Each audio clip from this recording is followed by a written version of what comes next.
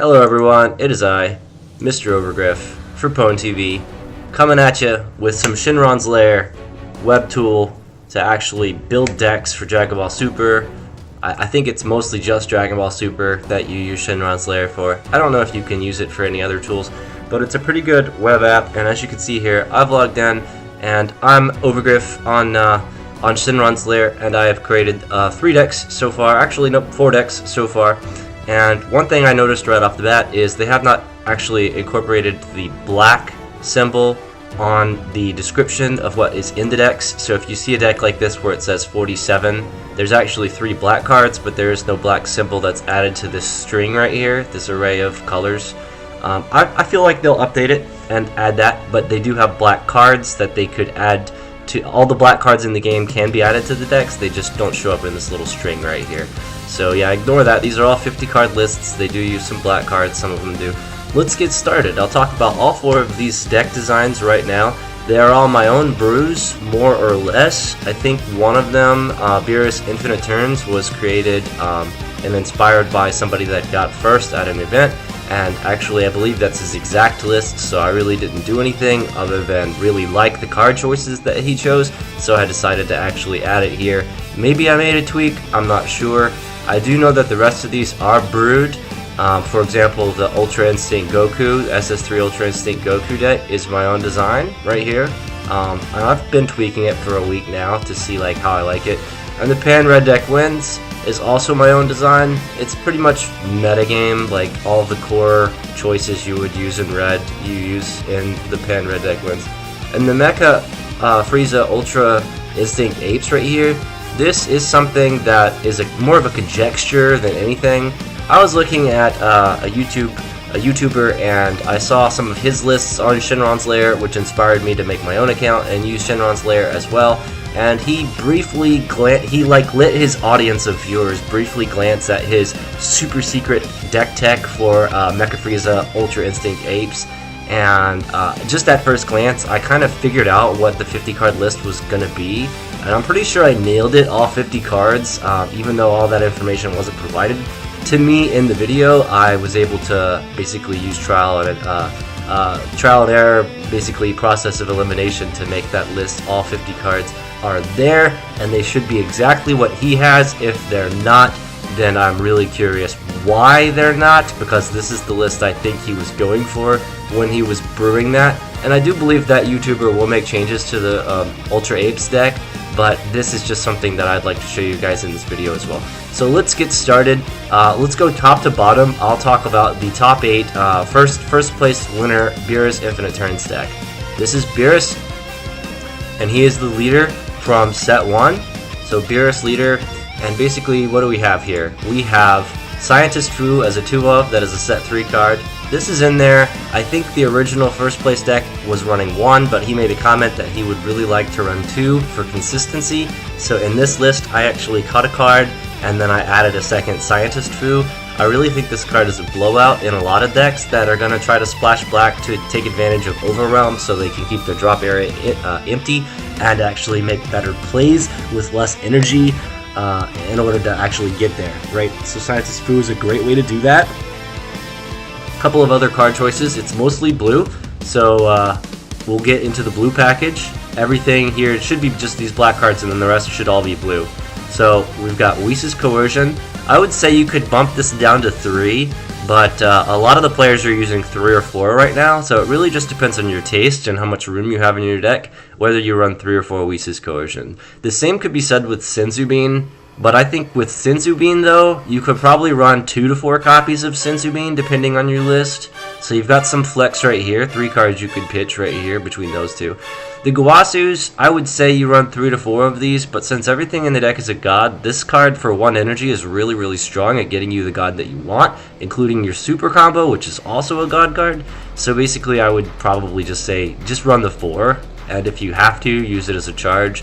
But for the most part, you're going to go get your gods, and you're going to win the game with Gowasu, just to dig into that deck, because it only does look at the top 3 cards. It is not top 7, because it goes for any god, not a specific Gowasu or anything like that. It's any god card, so it's not broken. It's only 3 cards deep, so you're going to want to get extra Gowasus to grab the cards you need, right? Now, Bulma is down to 3, simply because she searches the whole library for a Whis card, and there are 3 really good Whis in the deck. We have Whis, Judge of the Gods, we have Whis, the Resting Attendant, and Whis, the Sacred Guard. So if we see all 3 of our Bulmas, we could get all 3 of our Whis with that method. Alright, so for the most part, I think 3 is what you would run for the Bulma God Tempter. I think if you run 4, your deck is going to be a little clunky towards the late game, because you're not going to need that 4th copy of Bulma in any match, pretty much. Alright, now we're getting into the super combo. This is Powers Combined Kibito Kai, and it's a super combo, so we're going to max it out at 4. Interesting to note, both of the blue super combos now are both God cards, so you could use Boost Attack Piccolo or Powers Combined Kibito Kai. It is basically a preference, it's a matter of taste at that point. Would you prefer to try to get a Jaco effect half the time in your defense step on their turn, or would you rather guarantee a draw in your defense step on their turn? Because if they combo high enough with enough cards, you won't get the Jaco effect plus the draw, you'll just get the Jaco effect, and you'll still not get the draw. So it would be a blowout. So it's really a matter of taste, but the guy that designed this deck said he really preferred this one over the boost attack. So I'm going to actually try this list with this one and see how I feel, and maybe make tweaks later. I could do a split between the two to have a choice in some metagame if my meta shifts drastically and I think that both of the cards are equally good. In certain matchups, one might be better. I would probably do a 2-2 split in that case because I can search out God cards with Gowasu. So it is just taste. It's a matter of taste. So let's move on to the next row. I've got 4 objections in this list. I think that 4 objections is pretty good for a list like this. You could go 3 objections, but you're going to get really salty if you don't see the first objection on your second turn like you really want to. So I would say cap it at 4 and use the rest as charge if you so desire, because it is going to put a dent in your hand size, but we have Beerus to help you out with that hand size as the leader card, and we have all these toolbox cards that actually pull other cards and put them in your hands. We have Fu that draws you cards as well, and if you would like, you could use the Vegeta card. It's Prince of Speed, and you could use him. I believe that he is also in the sideboard for this list as a 2-of. Actually, I'm pretty confident he is the 2-of sideboard card in this list. For the most part, he's just going to be there to draw you some cards to keep your hand size up there, but and counteract the objection, because it will put a dent in your hand size like we mentioned.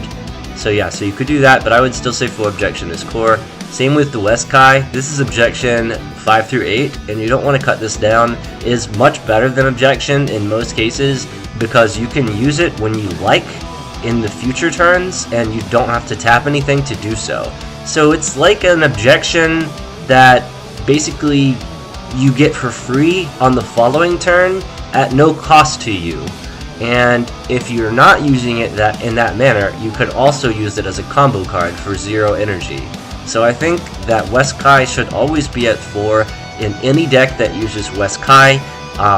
There might be some decks that are looking more for the objection and not the West Kai for specific reasons, and in those cases I would say yeah, keep the objection at 4, drop the West Kai down to 3 or 0 or whatever.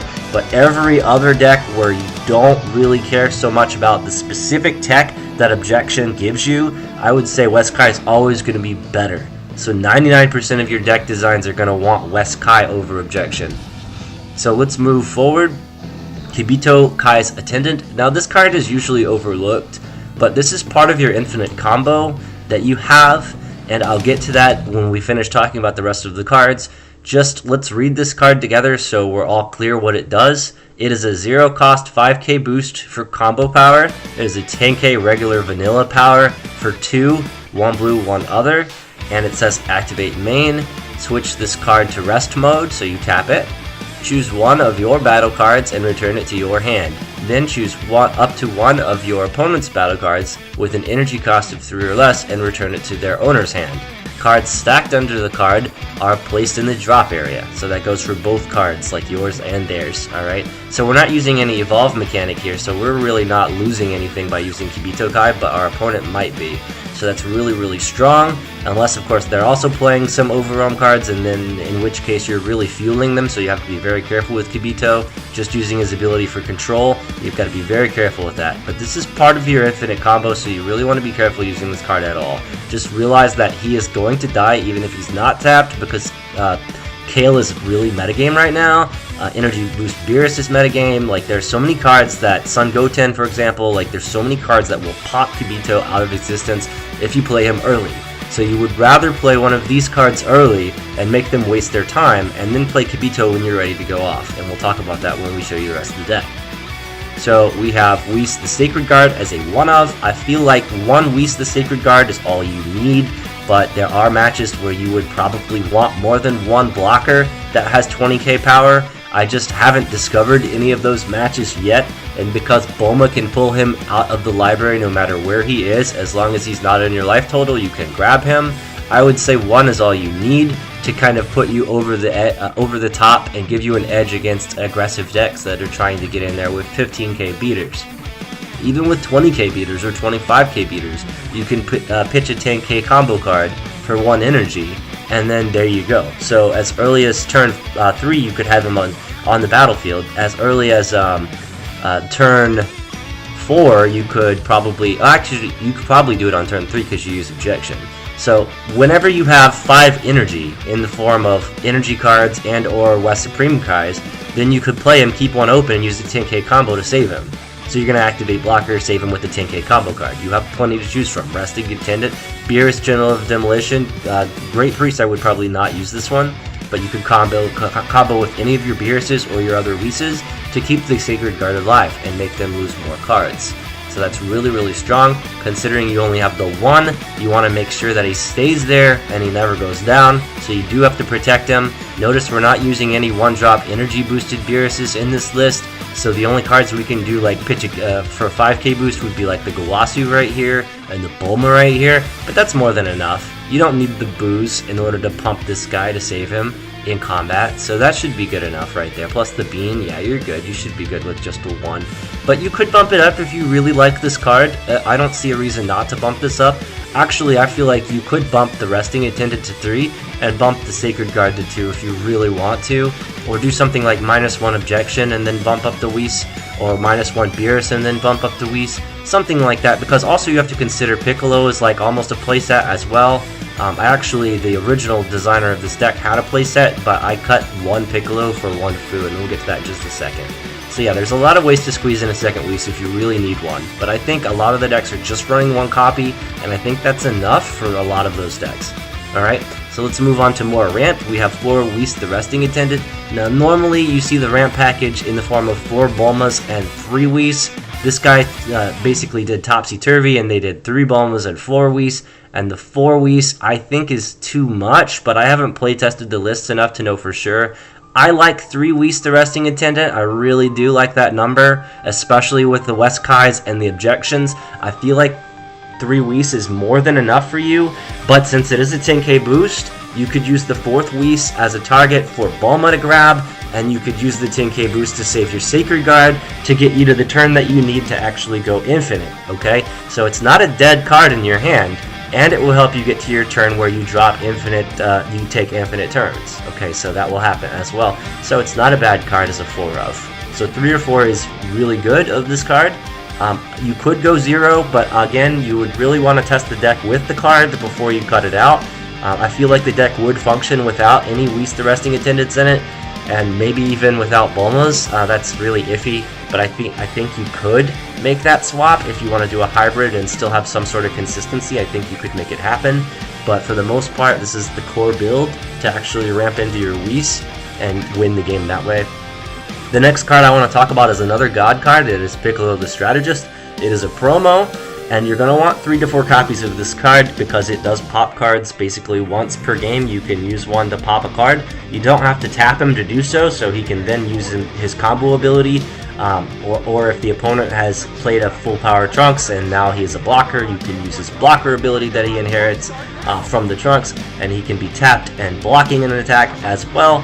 So there's just so many ways to use Piccolo after he's activated his 1 per game activate main ability, and he also has critical, which is usually not going to be relevant, but it will occasionally be relevant to have a critical attacker to swing in, because he can be tapped and still activate main if he wants to, because he's that strong. I feel like this is a very strong 4-drop and I really feel hesitant cutting it down to 3 copies, but hear me out.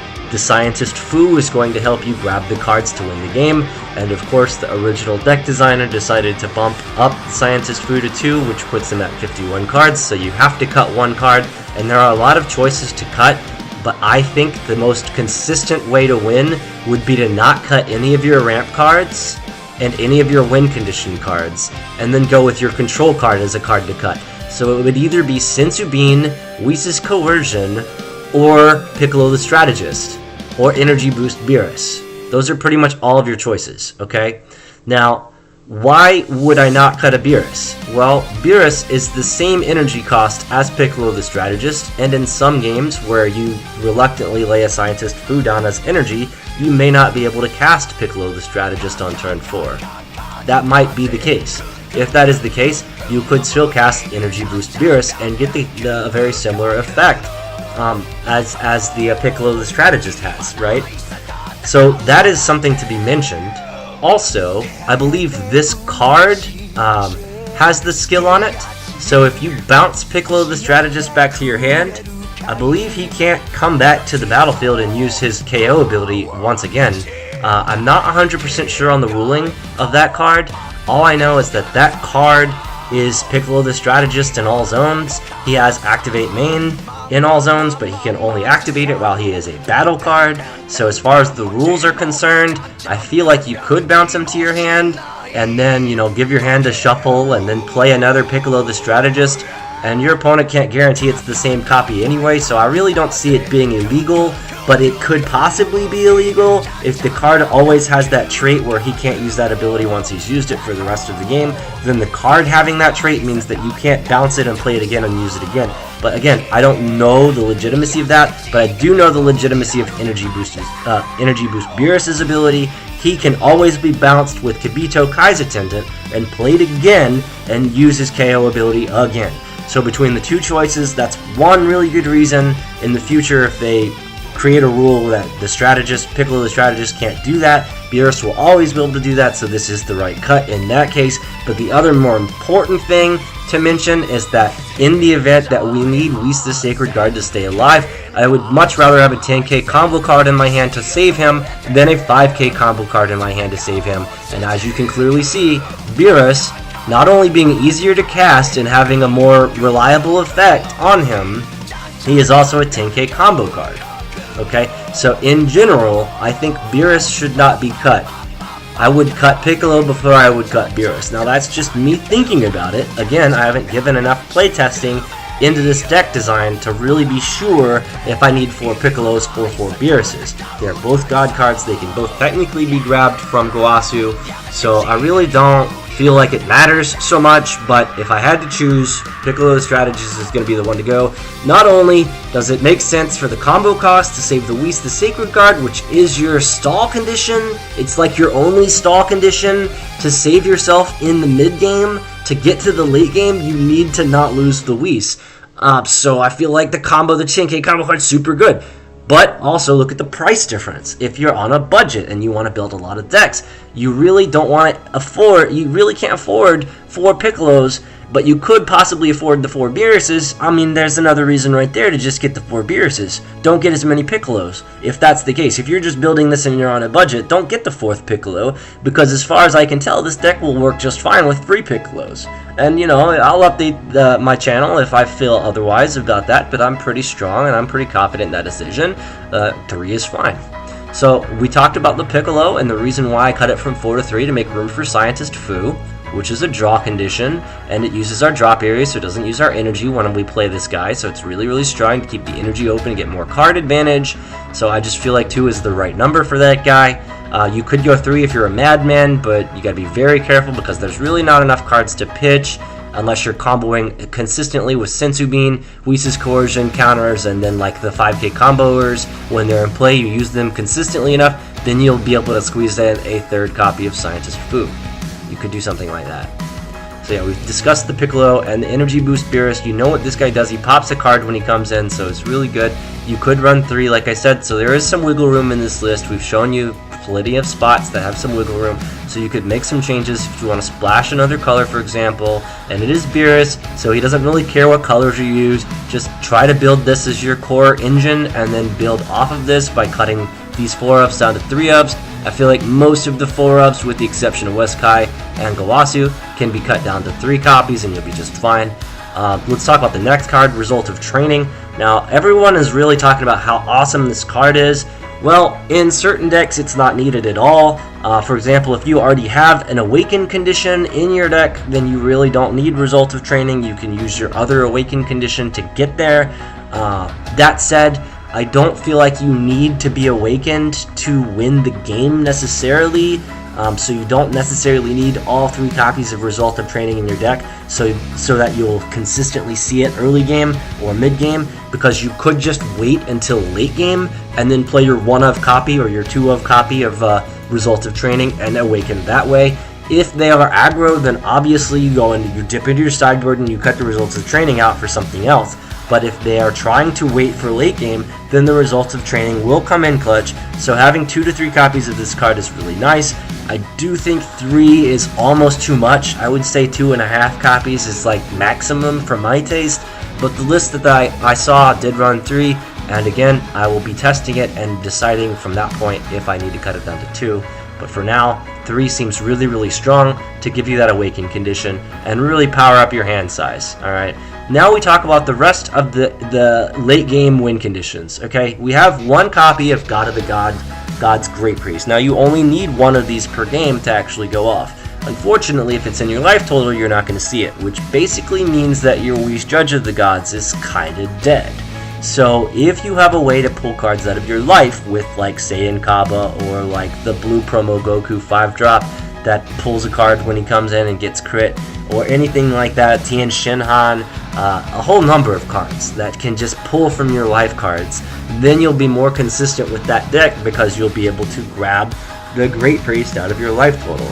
But in most of your games, I'm saying most of your games, you're not going to have the 1 copy of Great Priest in your life total because your life total is only a fraction of your deck size.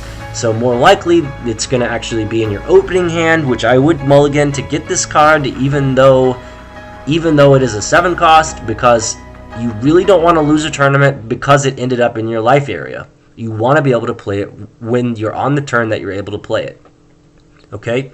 But for the most part, I would not bump it up to 2 copies, because if you did that, you're probably diluting your deck. You really don't need the 2nd copy. That said, you could bump it up to 2 copies and cut a Beerus or cut another 10k combo card out, and then you'll have 1 other 10k combo card to fall back on, plus an extra copy of Great Priest in the event that you don't see the first one, because it will be very hard for you to see this 1-of copy in your deck. So you could go that route. And then, as a matter of fact, the designer of the deck does have a 2nd copy of Great Priest in his sideboard.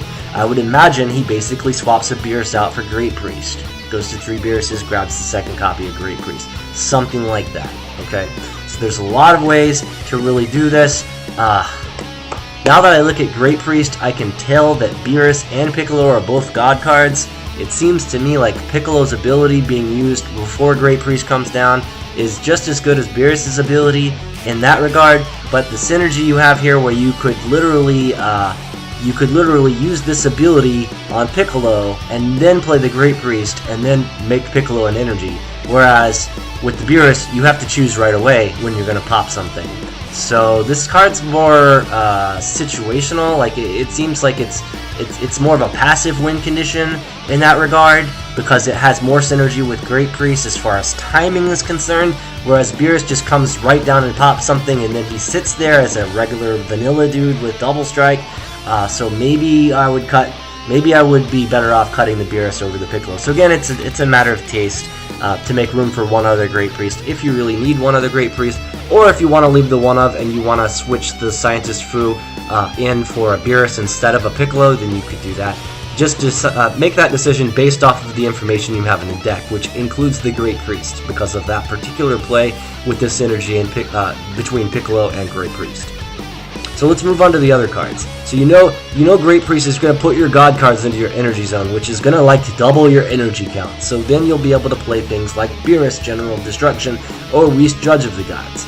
So those are your heavy hitters, those are your win conditions, right?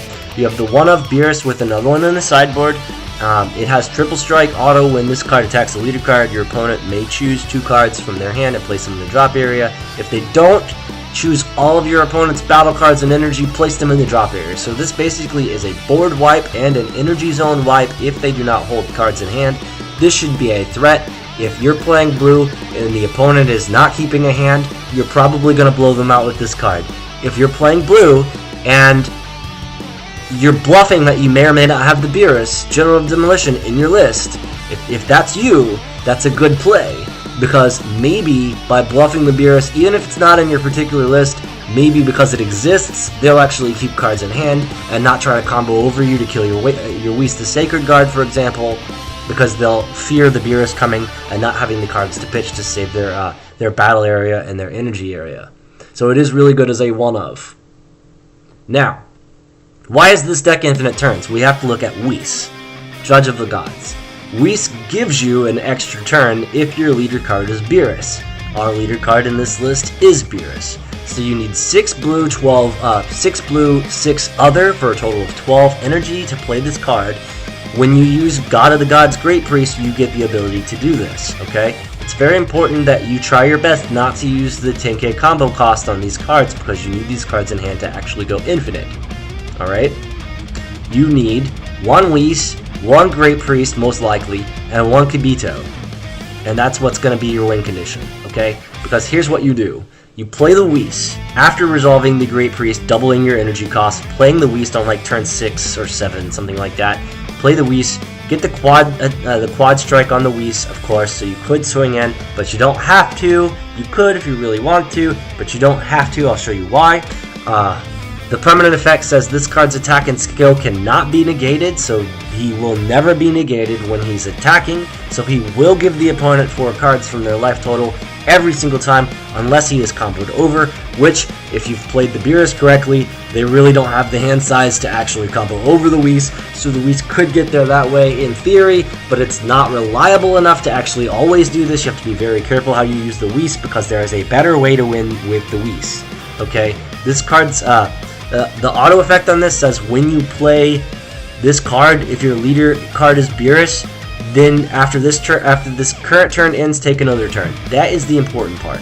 That is the important part simply because all you need to do is play 1 Whis, Judge of the Gods, every single turn, and you take another turn after that one.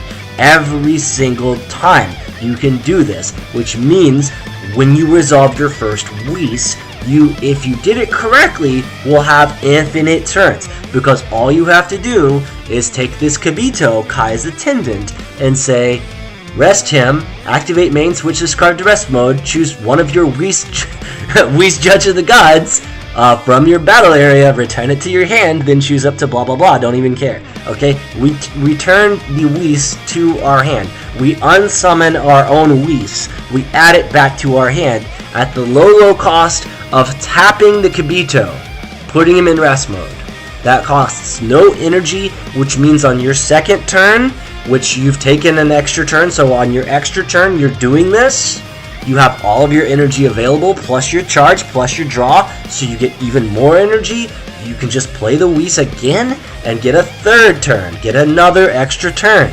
So you could keep doing this. You'll end your turn, you'll actually go to your third turn, you'll tap the Kibito because he untaps, you'll tap him again, return the Whis, continue to do this. Each time you do this, you're adding another energy to your battle area from whatever you get off the top of your deck during your draw step.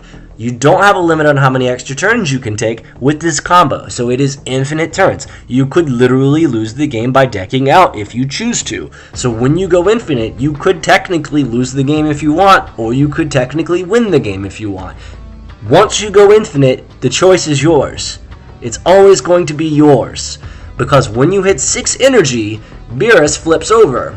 Eventually. You'll eventually hit a result of training something, you'll eventually be able to actually awaken Beerus. On his flip side, which you don't see here, but believe me when I tell you what his flip side does, you pay 16 energy and it says you win the game. It literally says that on the card. So if you want to just simply win the game, keep your opponent at 8 life, you just do this combo, and then you win the game.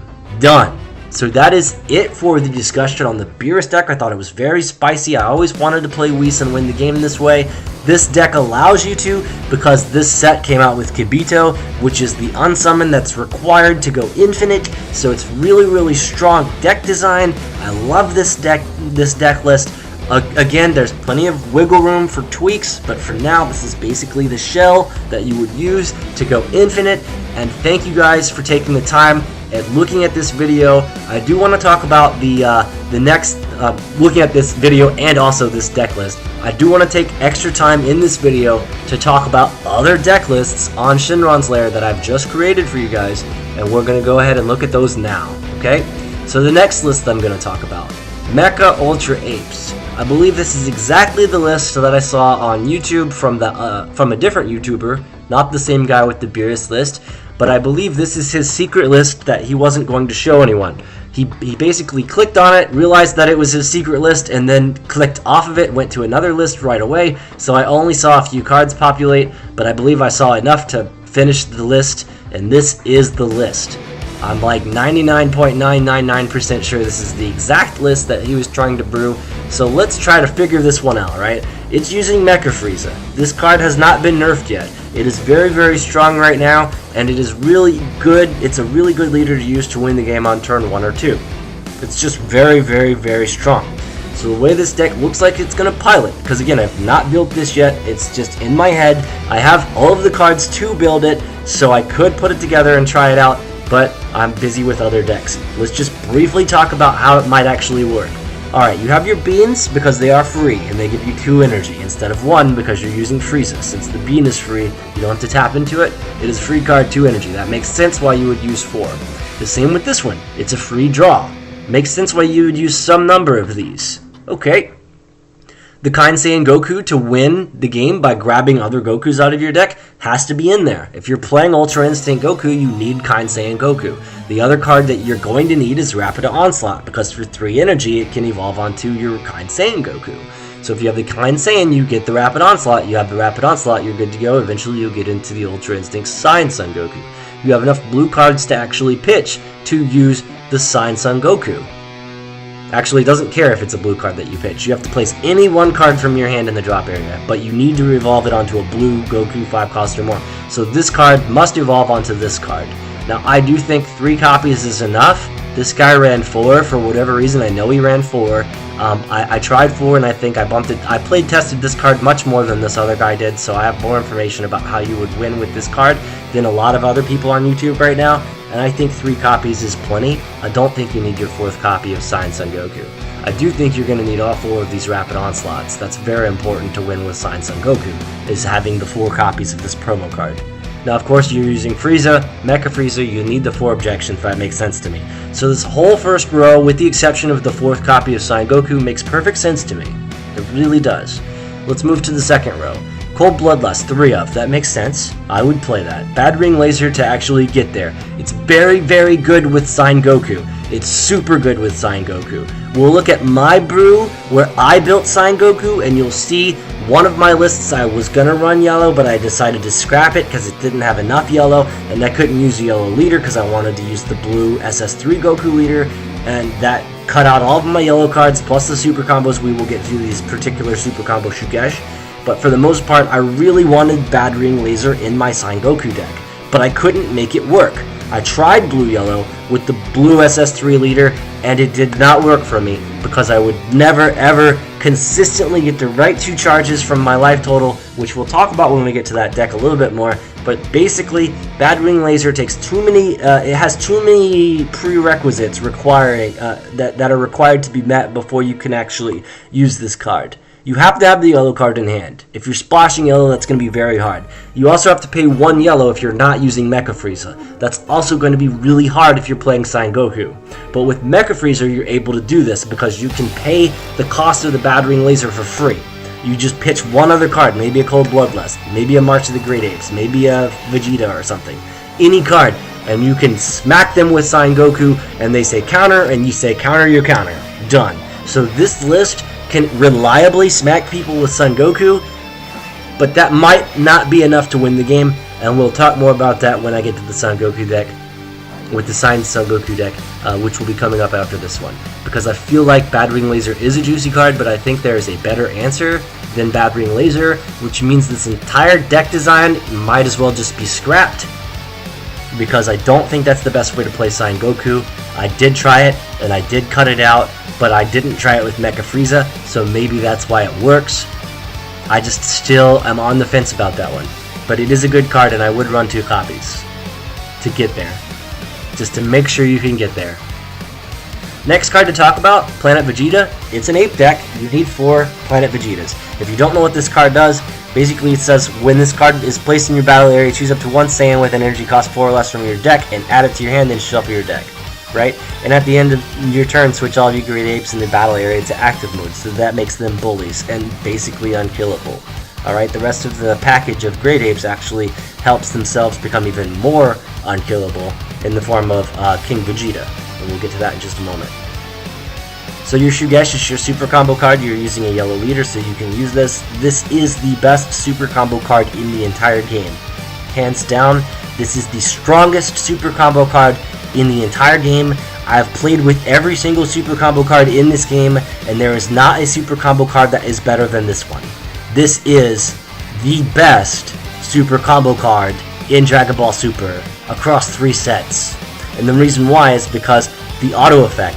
When you combo with this card, if your leader card is yellow, required, and your life is 4 or less, also required, this card gains a plus 10,000 combo power. So it goes from plus 0 to plus 10k, great. I'm paying 0 to do it, fantastic. For the duration of the turn. Then, choose up to 1 Saiyan in your hand with an energy cost of 3 or less and play it. Done. Absolutely done. That is so strong. Because if I'm defending your attack, and you say attack, and I say no negate, and I'm looking at a Shugesh in hand, and a Saiyan card, you're gonna go combo, combo, combo. Hit you for 100,000. And I'm gonna go, okay, defense combo. Play the Shugesh. Drop a fucking Explosive Spirit Son Goku on the battlefield. Okay, I'm gonna KO your rest card. Guess what's resting right now? It's gonna be your freaking attacker 99.999% of the time, and my fucking Goku is gonna get cheated into play and blow you out, and you're gonna lose 12 fucking combo cards from your hand because you placed them all in the combo area to win that turn. And I killed you for 0 at the low cost of 2 cards in hand. That is why Shugesh is the most broken card, specifically why Shugesh is the most broken card in the game, because he can cheat Son Goku into play. That is specifically the reason why he is better than every other super combo card. Hands down, I would rather be playing yellow with this combo in my hand than any other thing ever. But it requires you to play a yellow leader, which means, for the most part, at the current point in time anyway, the best yellow leader happens to be this gross, disgusting Mecha Frieza, which might receive a nerf, and I feel like it needs to receive a nerf because Shugesh is in the format now, and Son Goku is in the format now, so it's really, really gross. But let's look at the worst case scenario. You don't have the Son Goku. Well, that sucks. That sucks. So how are you gonna do this? Okay, you're gonna play the Shugesh. Sure. You're gonna look at your hand and be sad that you don't have the explosive Goku to blow them out and kill their attacking creature. Because you will kill their attacking creature if it's rested. So Jiren won't be rested because he stands back up in some cases. And some cards will actually stand back up before you get a combo step. So those cards are immune to this combo, but every other card in the game is not. And if they untap it into turn, it's too late. They have to be untapped before I combo, or they're going to get blown out, right? So the other card that you have in this list as a target is this Kind Saiyan Son Goku, which can get you your other blue win condition, right? Or your yellow Goku. Actually, no, it can't get the yellow Goku. It has to get a Son Goku, and that is a Son Goku Childhood. So you can't get that one off of the Kind Saiyan, but you can lay the Kind Saiyan on the battlefield and go get yourself whatever you want because you used Shugesh. That is legal. You could do that. So you have 4 of targets, so you have 8 targets in total for the Shugesh. If you played this deck correctly and you didn't use this really crappy build that they're trying to say is super secret tech, and you decided instead to use the 3-cost King Vegeta, then you could play the 3-cost King Vegeta reliably more than you could play the explosive Son Goku, and you'll get reliably more pressure on the battlefield in this case, and then you can further develop into the Great Ape King Vegeta in that manner. So there's just better ways to play Shugesh than what I see right here in front of me. But this is very spicy, and I wanted to share it with you because the other YouTuber out there that made the list, I guess him and a friend made the list. I don't know the ins and outs of how it came into creation, but they didn't want to share it with you, and I'm going to be that guy. Because A, I like Shugesh and Explosive Son Goku. B, I just got my Mecha Frieza in the mail today. C, I have all of my signed Gokus, and I love that card. So when I thought all of these would be played together in one deck, I wanted to know exactly why and how. And this is why and how you could do this, and it is a way to win, and I feel like it's a very strong way to win, and there's so many tricks that you could do to blow people out, so give this deck a try. The sad part for me is I just got rid of my Great Ape Prince Vegetas, and this deck runs 4 of those. I do think you could win without the monkeys, but then it's not going to be the monkey deck, right? So you need the monkeys to make it a monkey deck, so there you go. There you go. Alright, the next card on the list is March of the Great Ape.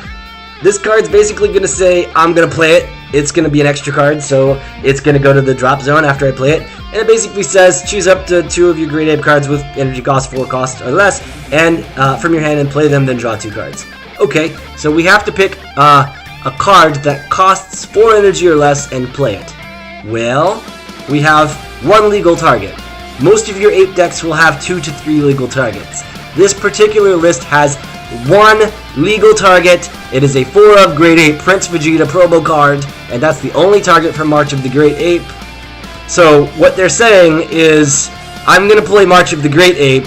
I'm going to bank on the fact that I have both of my Great Ape Prince Vegetas in my hand, somehow, and I'm going to reliably and consistently always play March of the Great Ape into 2 Great Ape Prince Vegetas. And that's always going to be the play that I have, because I built the deck the way I did. No, it's not always going to be that. You're half the time you're not going to have that play. So in general, I think this whole entire list is kind of hodgepodge and not really thought through, because this King Vegeta is a 5 cost, and he cannot be grabbed with this.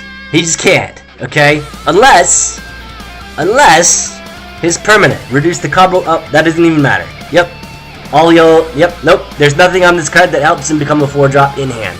So, all you have is that half-ass play, occasionally getting 2 Prince Vegetas. When you do, it's lit. When you don't, well, sucks to suck, bro. So that sucks. That really does suck for you, right?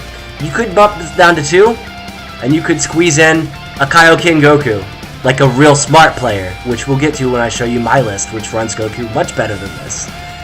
Or you could drop it down to 2, and you could put in a Fu 10-drop, also a smart play when you're running Saiyan Goku.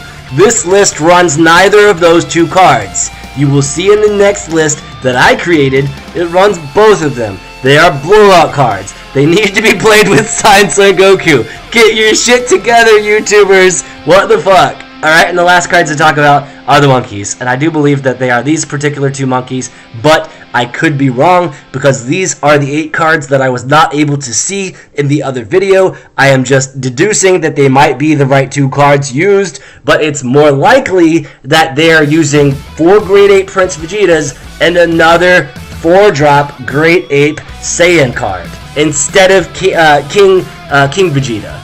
And that would make more sense, because I feel like right now this King Vegeta just is really a sour card for this list.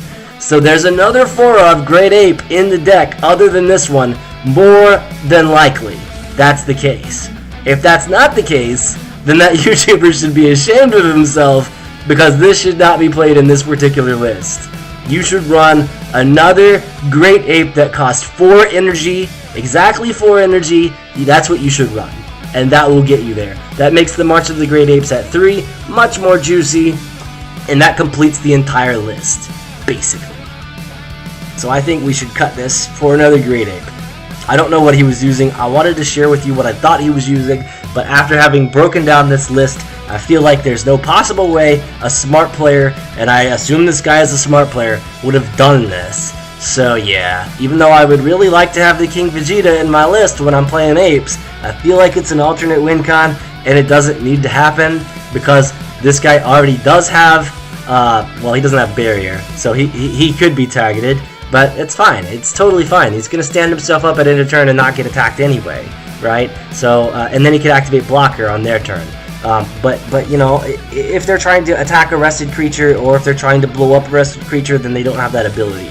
They really have to spot remove him with like a Kale or something in order to actually get rid of him, because he's going to be standing up in most cases. But that's it for this deck list. For the most part, I think it's really spicy. Definitely looks like a lot of fun to actually play this list. And I don't really want to talk much more about it, because I feel like it's just a disgusting list, and it's going to get nerfed, because I feel like Frieza's going to get a nerf. And that's going to suck, and that's going to break this deck in half, and it's not going to be playable anymore. So let's just not look at it too much, but for now, I think it's really good, and I do think you will win if you substitute this particular Great Ape out for a 4-drop Great Ape. You need 8 4-drop Great Apes in your list, and that will complete it. It doesn't have to be this card if you don't have this card, because it is a promo. RIP, I just got rid of mine, but you do need 8 Great Apes that cost 4 or less in order to actually play this deck. So let's go on to the next deck. The next deck. Actually, I told you I would do the Ultra Instinct next, so let's skip Pan for now. Let's look at the Ultra Instinct deck. Alright, so we are using the new Set 3 SS3 Son Goku for blue as our leader card. Okay, he basically is the one that says you can only place up to 6 energy in your zone, ever. But you can have other forms of energy outside of your energy zone that exceed the 6 energy limit, because the permanent doesn't specify anything about any other zones, alright? It just says you cannot place up to 6 energy, which means energy zone cards must be 6 or less at all times. There's no way to get a 7th energy zone card at all with this leader, okay? So, why is he good? Well, he starts the game by reducing your life total to 6 and putting 2 of your life cards into your energy zone, which gives you a turn 1 with an energy of 2 on turn 1. Straight up. Just like Mecha Frieza, you could play Objection on turn 1 with this leader. But you do have to pitch a card from your hand to do that, and you do have to pitch 2 life cards from your life to do that. But that's all good, because this list is going to allow you to keep a hand size, and use Objection, and keep more of a hand size, and get yourself to 4 life very, very reliably while you're playing. You don't even care what the opponent's doing in most cases. But if they hit you for even 1 life damage, you're probably going to go off and kill them. Alright, so here's how the deck runs.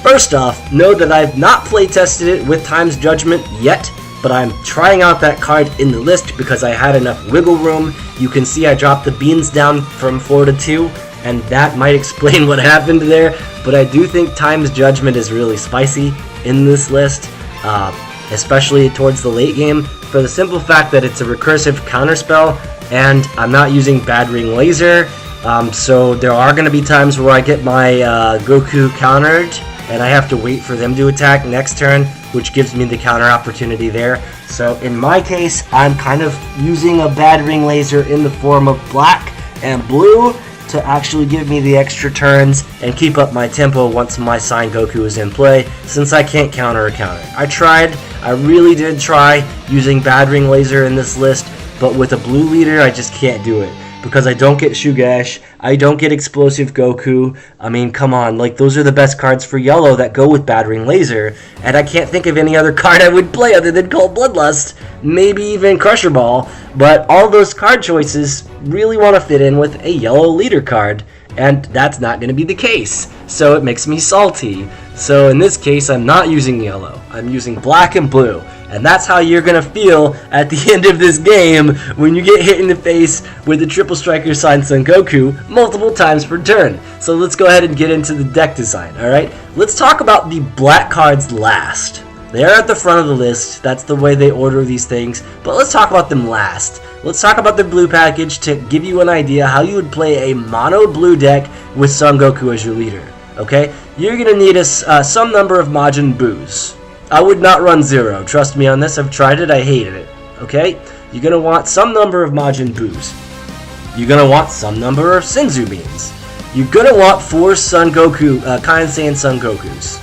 You're going to want 4 of them because you are running an Ultra Instinct package. Whenever you are running an Ultra Instinct package, you have to dedicate 8 slots to the cards that evolve into Ultra Instinct. 4 for the Kind Saiyan, 4 for the promo 5-drop Goku. Done. You have to do that. So you have a deck size of 42, plus you want your Sign Gokus, obviously, so you really only have a deck size of like 39 or 40.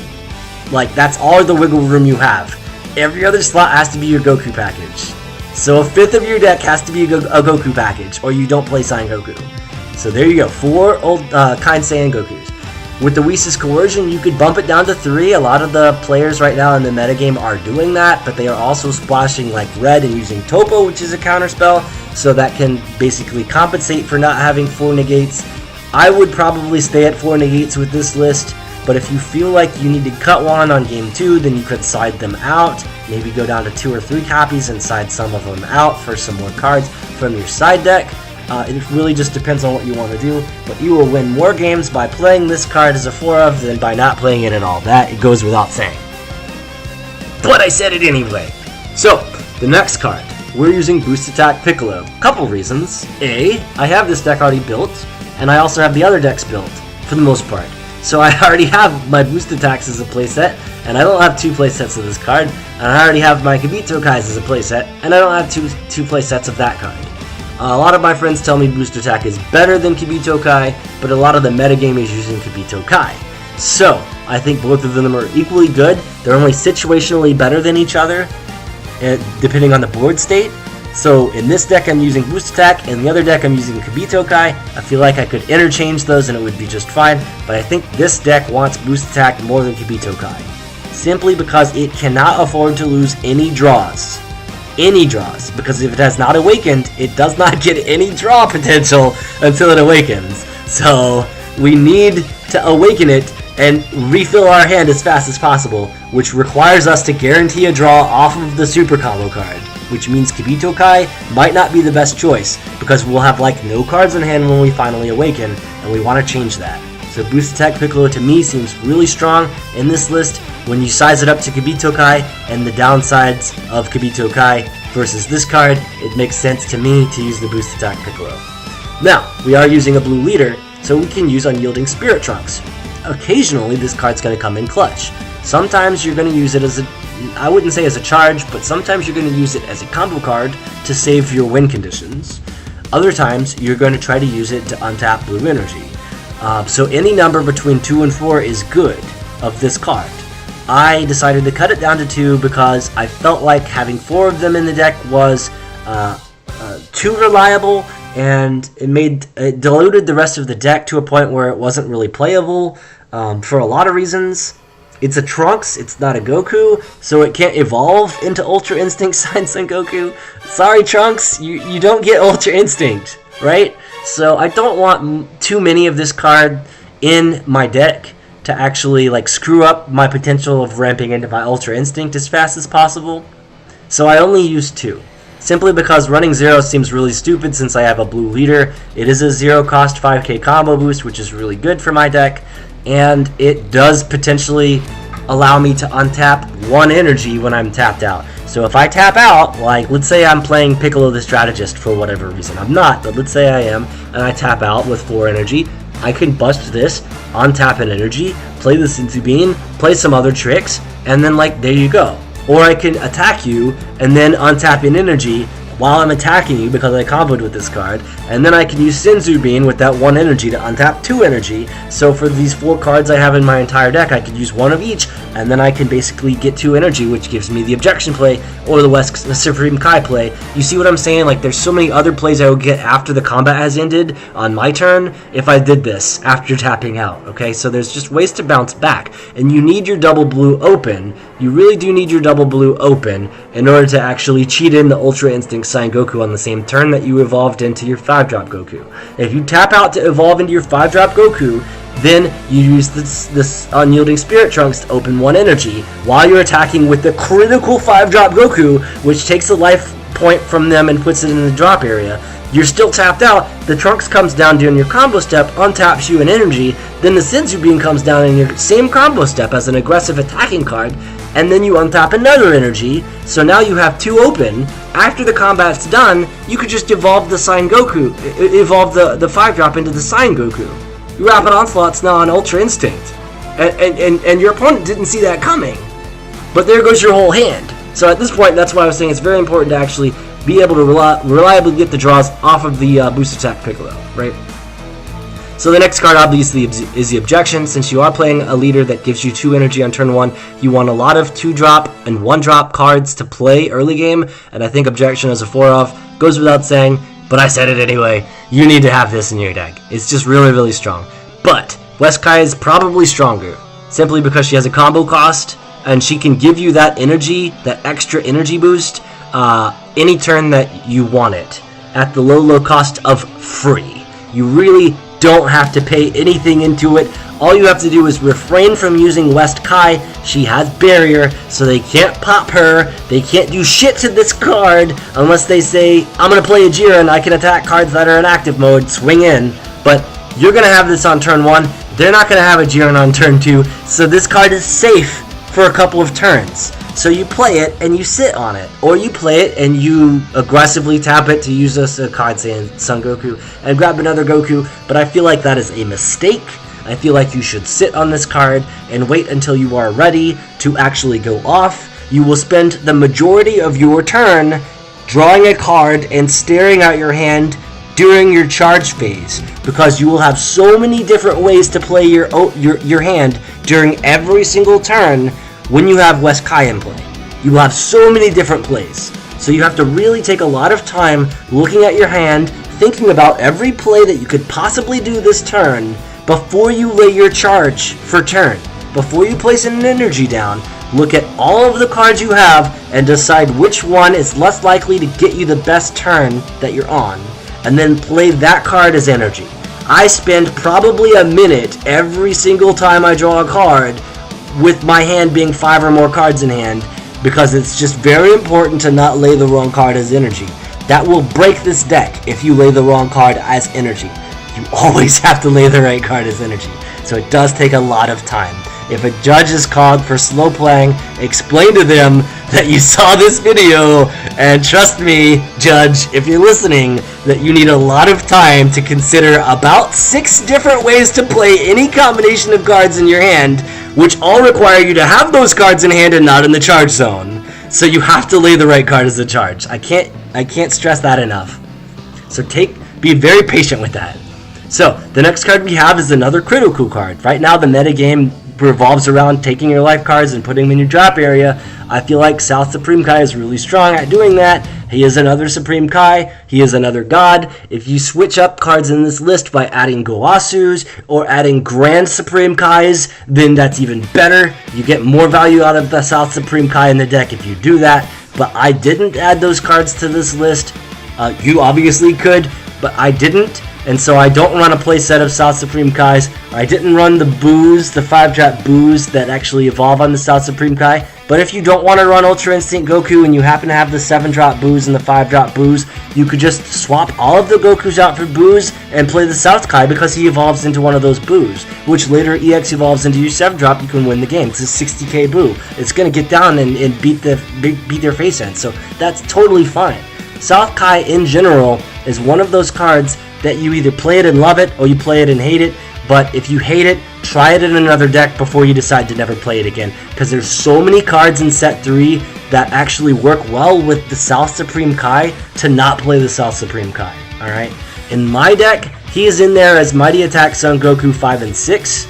Well, 4 and 5 in this case, because I bumped him down to 3. I feel like I have enough Gokus to reliably pull one out of my top 7 anytime I play a Kind Saiyan, so I don't need 4 Mighty Attack Son Gokus, but I do need more critical dudes, and I feel like this guy has some tempo play, in case I didn't say that correctly or it didn't get recorded correctly. This is a tempo card. In comparison to Mighty Attack Son Goku, it is exactly the same thing with the one exception of it cannot evolve into an Ultra Instinct, but it can do a lot more because it can actually attack and then choose up to one of the opponent's battle cards. While it's attacking the leader, it can do this. It can bounce a card back to the owner's hand as long as it's 3 cost or less. That's really strong in the early game. You can do this on turn 2 because you do start with an extra energy. So you'll have the turn 2 South Kai play, and you can bounce their Mana Dork. If it doesn't have barrier, you can bounce their Kind Saiyan or something like that, or whatever their turn 1 was, if you really want to, and that will give you the extra turn. Basically, it's kind of like a time walk in certain matchups. Like, let's say they're playing Cell, or some deck that really needs like maybe Vegito or Gotenks, and they need to have multiple little dudes in play before they can go off and win the game. The South Kai is going to make them drop those cards back to their hand, which basically time walks them. If you've played Magic, time walk means you're skipping the opponent's turn. You're taking an extra turn after this one. It's really strong because they're doing the same exact thing twice in a row. They're taking the same turn twice, which puts you another turn ahead. And since you're already starting with an extra turn ahead of the opponent by getting the extra energy, then you make up for the fact that your hand size is greatly attritioning down to 0 hand size. You make up for that fact by basically time walking them and taking even more turns. In a manner of speaking, the way it plays out is that's what you would end up doing. You would have that potential to have the extra turn. So I wouldn't say run 0 South Kais, especially because it's critical in a mono blue deck. I think you have to run some number of South Kais always. If you decide that they're not playing Gotenks, they're not playing Vegito, they're not playing Cell, and they really don't need multiple dudes in play. Maybe they're playing Bardock. If they're playing Bardock, they're really never going to have a target for South Kai. So then you go to your side deck and you take the South Kais out and you put in something else. It's fine. You just got to know how the South Kai is played, what it's good against, what it's not good against. In this deck, it's not a side deck card simply because of the critical effect on the card. I think it needs to be main deck for that reason. It fits into our curve quite nicely as a 2-of, and if I decided to one day switch the Gokus out for Boos, then it's even better because it evolves into a Boo, right? Boo has an absorb ability that evolves into a Boo from the South Kai. And also, there's another Boo that evolves from a Grand Supreme Kai. So you could just put the Grand Supreme Kais in, tutor up the South Kais, and have two different Boo targets, which gives you 2 Boos later on, like super early in the game. So just different ways to play Son Goku. You could use the Boo package, you could use the Goku package. This is indeed the Goku package. Maybe one day I'll put a Boo package together for you guys so you can get an idea. But just do a hot swap on all the Gokus for Boos, and you're there. Just add the Grand Supreme Kais to the list and you're fine. And that's it. So the next cards I want to talk about, more crit. We have Mighty Attack Son Goku for the crit, because this is really going to help you make sure that you can get your opponent down to 5 life, 4, 3, 2, 1 life, but not give their hand size a +1 every time you do this. It's very important that they pitch cards from their hand to combo over you so they don't lose cards from their life area due to your critical, because it's value either way. It's value if you take their life card and put it in the drop area, and it's also value if they combo over you to save them from taking a critical life point damage, okay? It's value no matter how you look at it, which makes this card really strong. I wish it was a 2-drop, but we don't have any 2-drop crit blue cards, so I don't have any 2-drop crit blue guys. Very unfortunate. I think one set in the future might have it, and then Son Goku will definitely be using that as a 4-of, no question. It has to be in the list. If it's a 2-of critical, it has to be in the list. But the only one I can think of is a mono red Trunks, and I can't run red in here. It's just not reliable enough. I don't want to pull a red card and a blue card from my life area on turn 1 and not be able to play a double red Trunks, for example. I don't want to run a mono red version of this deck and run 4 boost attack Piccolos and then pull 2 life and one of them is a boost attack Piccolo and I'm looking at a handful of quick rush Trunks. I can't play the double red because I have a boost attack Piccolo as my charge. Like, that would suck. So you really have to play this as mono blue, and if you're going to splash anything, it can't be more than 3 cards. Like, I think that's the limit, because you're going to see more non-double blue energy on turn 1 if you go to 4 or more non-blue cards in the deck. So you can see I only have 3 non-blue cards in the deck. I think that's the maximum you're able to do. I really do. So the next card we're going to talk about is another critical card. It is just 1 energy more than the previous critical card, and it is another Goku, so it can eventually evolve into your 5-drop Goku, which will later EX evolve into your Ultra Instinct. But for the most part, it is just another critical source that is blue in the deck. It fits really well with your curve. It is the difference in combo power in certain matches, you're going to want the 5k boost, you're going to want the 10k boost. You have the option, if you carry both of these in your package, you have the option of holding one or the other and then using it a little bit more wisely, I guess. You might need the 10k or the 5k at a certain part in the game, so you have that option. If you did a split like this, where you do like a 3-2 split, or a 3-3 split, or a 4-4 split, if you did run some combination of both of these Gokus, it's just going to be better for you, because your turn 1 might suck, especially if you mulliganed. If you had to mulligan something, and to be totally honest, there's a lot of, believe it or not, very keepable hands that you get because of your ramp deck. The deck profile itself allows you to play heavier cards in hand, which means that I really don't care what my opening 6 is. There's very few exceptions. Like, I probably wouldn't want a Kaioken Son Goku or an Ultra Instinct in my hand, or a second copy of Ultra Instinct, I should say. I would still keep one if it meant the difference between a God Hand and a Mulligan, where I would just get some other bad card at random. I would probably just keep my Win Condition and then my God Hand as my opening 6. And if I did that, then where was I going with this? Oh yes, the crit. You could play the hand differently depending on what your turn 1 was. And if your turn 1 sucked because you mulliganed, which of course I just mentioned that when I play this deck, I resist the urge to mulligan as much as possible because I don't want to mulligan into a crappy hand, an unplayable hand.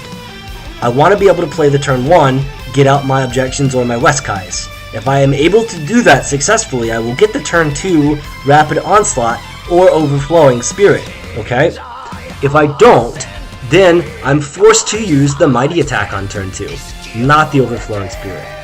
And if I don't get the turn 1 God Hand, or the turn 1 playable hand even, after mulliganing, if I get screwed by using the Mighty Attack Son Goku in the list, I am therefore unscrewed on turn 2. As soon as turn 2 starts, I'm unscrewed. Because I can play the turn 2, because I will lay my energy for turn. That will be 3 energy since I started the game with 2, and I will be able to play a critical Goku on turn 2. But if I got screwed on turn 1, and I chose not to use Mighty Attack Son Goku in my list, then, in that case, I'm using 4 copies of this guy, and I can't play him on turn 2. That would suck. That would suck so bad. Okay? So this is the reason why I use both of them as a split. Because I can't guarantee a God Hand or even a playable hand after a mulligan. Okay? So just keep that in mind. You want the Son Gokus in there. You want some 3-drops in your deck. If you play this leader, you want 1-drops, 2-drops, and 3-drops in your deck no matter what. You have to do that. And you can see that there's only a couple of 3-drops in the deck, and they all have crit. And that's very important to get you going. Because what does this do for you? It forces them to take a life point damage and lose a card from their life area, which is great for you. Or it forces them to combo over it and lose cards from hand, which is also great for you. But because you've applied the pressure as early as turn 2, since you've applied this pressure to them, they will be tempted to apply pressure back. Since they are tempted to apply pressure back, that is their number 1 mistake. That is their most critical mistake they could have made. Pun intended, because these are critical cards. Okay? That is a huge mistake. Because all you really want to do is tempt them, coax them, coerce them.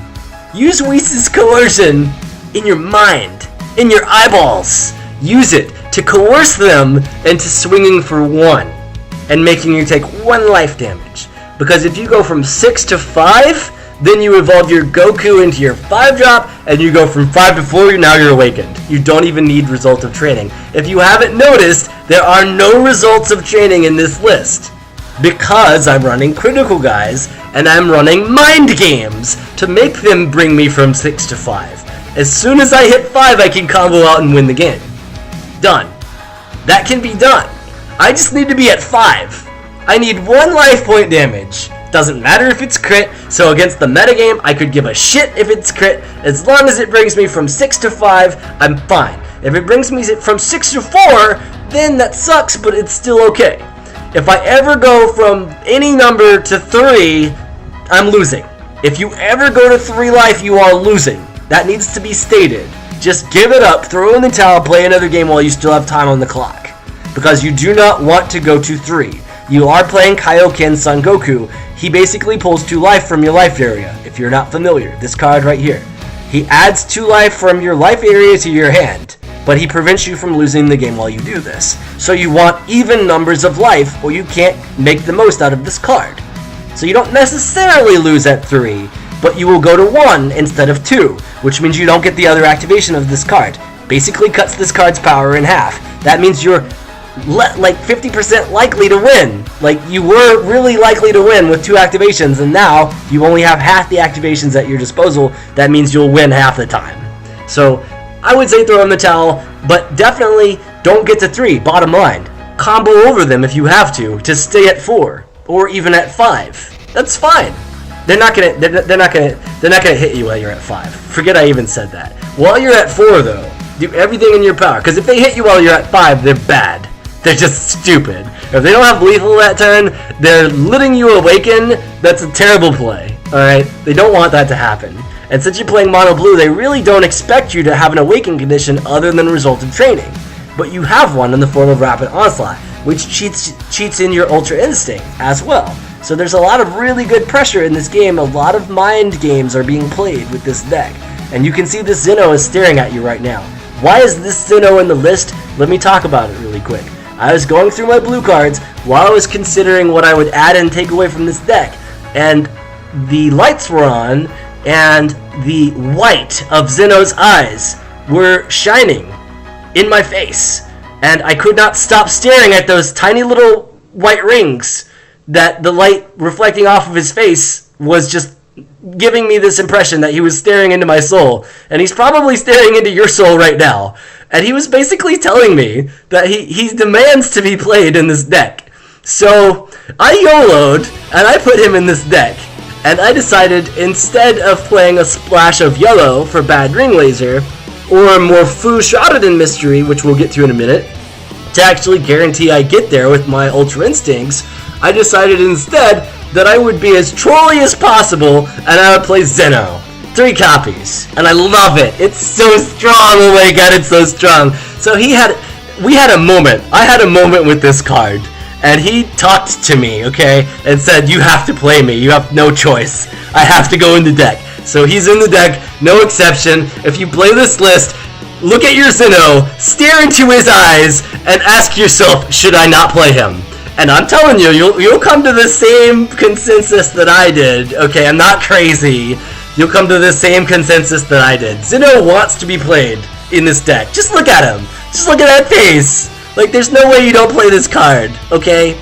We'll talk about a little bit in a minute why he's good. But I want to talk about the rest of the core build before I talk about these splash win conditions that I've added, okay?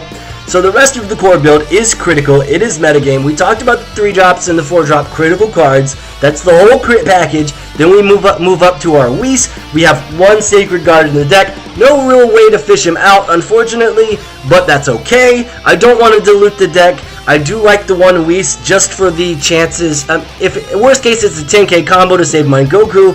Best case, it comes down and it's a blocker to save my Goku. Like, it's a win-win for me, you guys. So I think 1 Whis is fine. You could bump it up to 2 or 3 since you're not playing Bulma to fetch him out. You're not playing any Goasus to fetch him out. It's going to be really hard sometimes to find this card when you need it, so I would definitely put more in the side deck. Or Bulma's in the side deck even, you could do that. To just basically guarantee you get your Sacred Guard, because the Sacred Guard is the difference between winning and losing depending on the matchup. Almost always, this is the case. People cry when you play Whis the Sacred Guard. That's how strong he is. Do not overlook this card. Do not run 0 in your deck.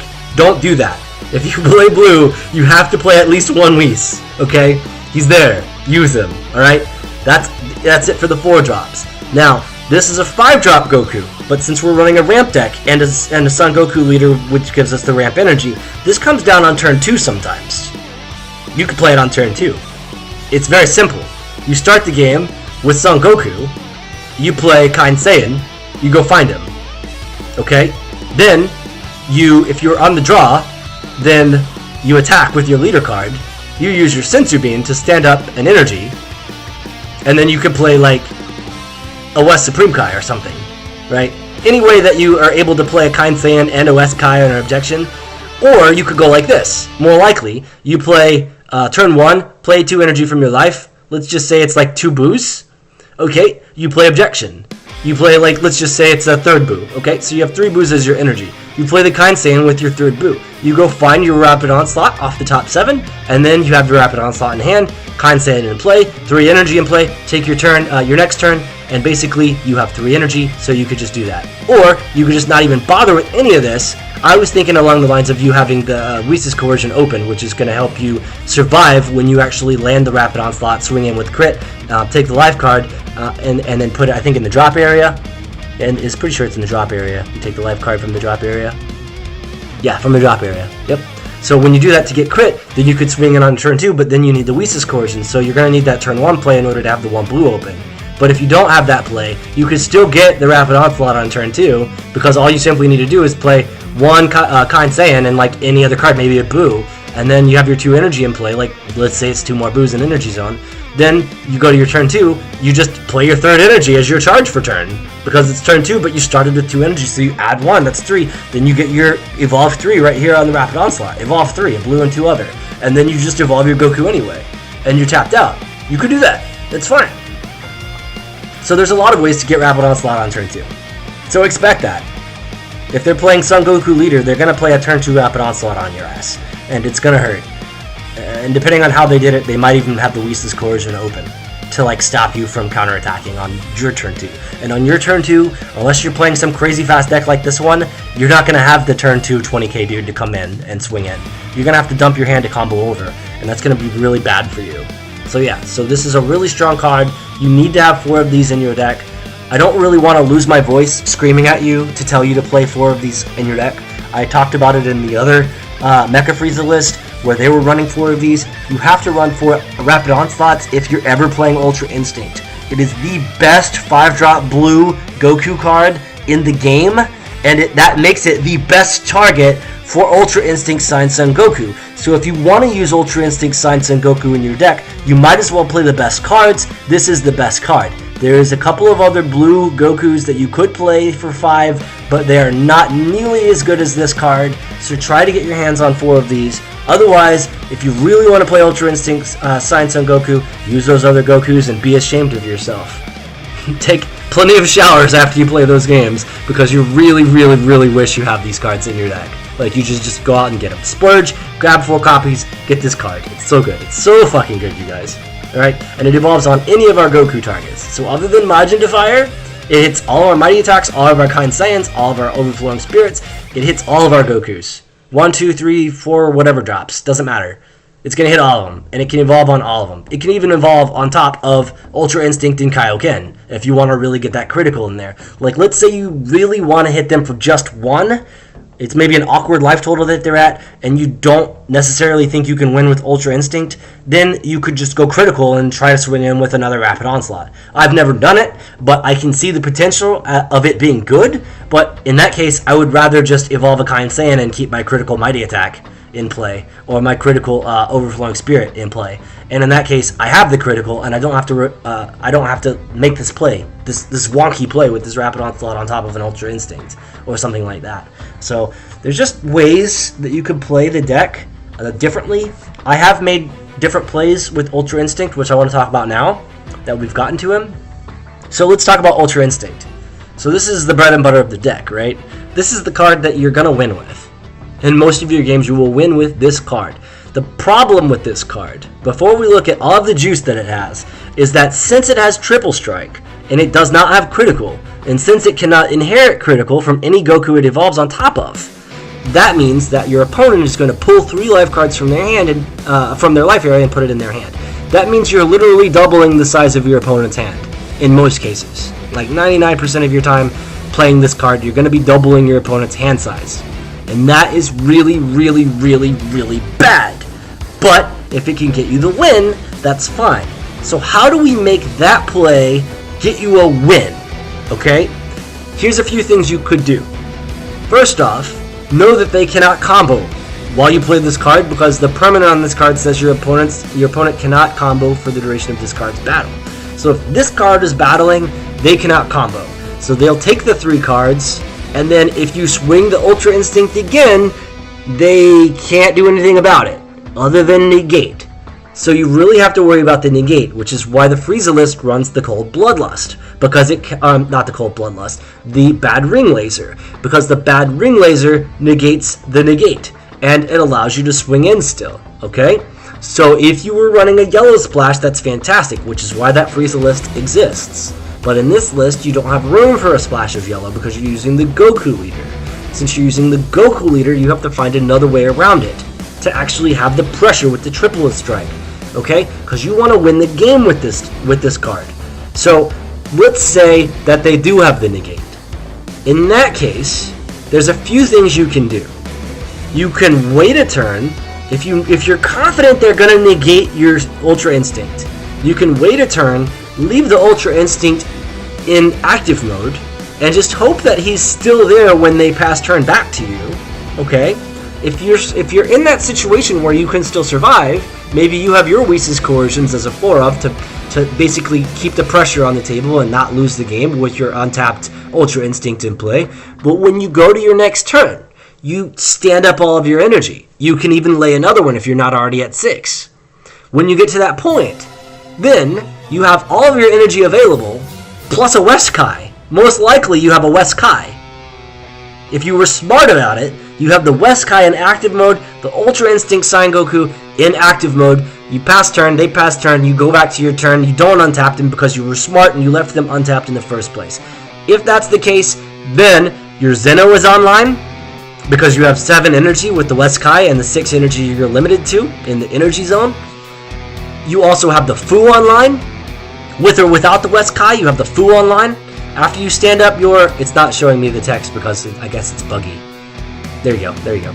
So you've got the Fu online at that point.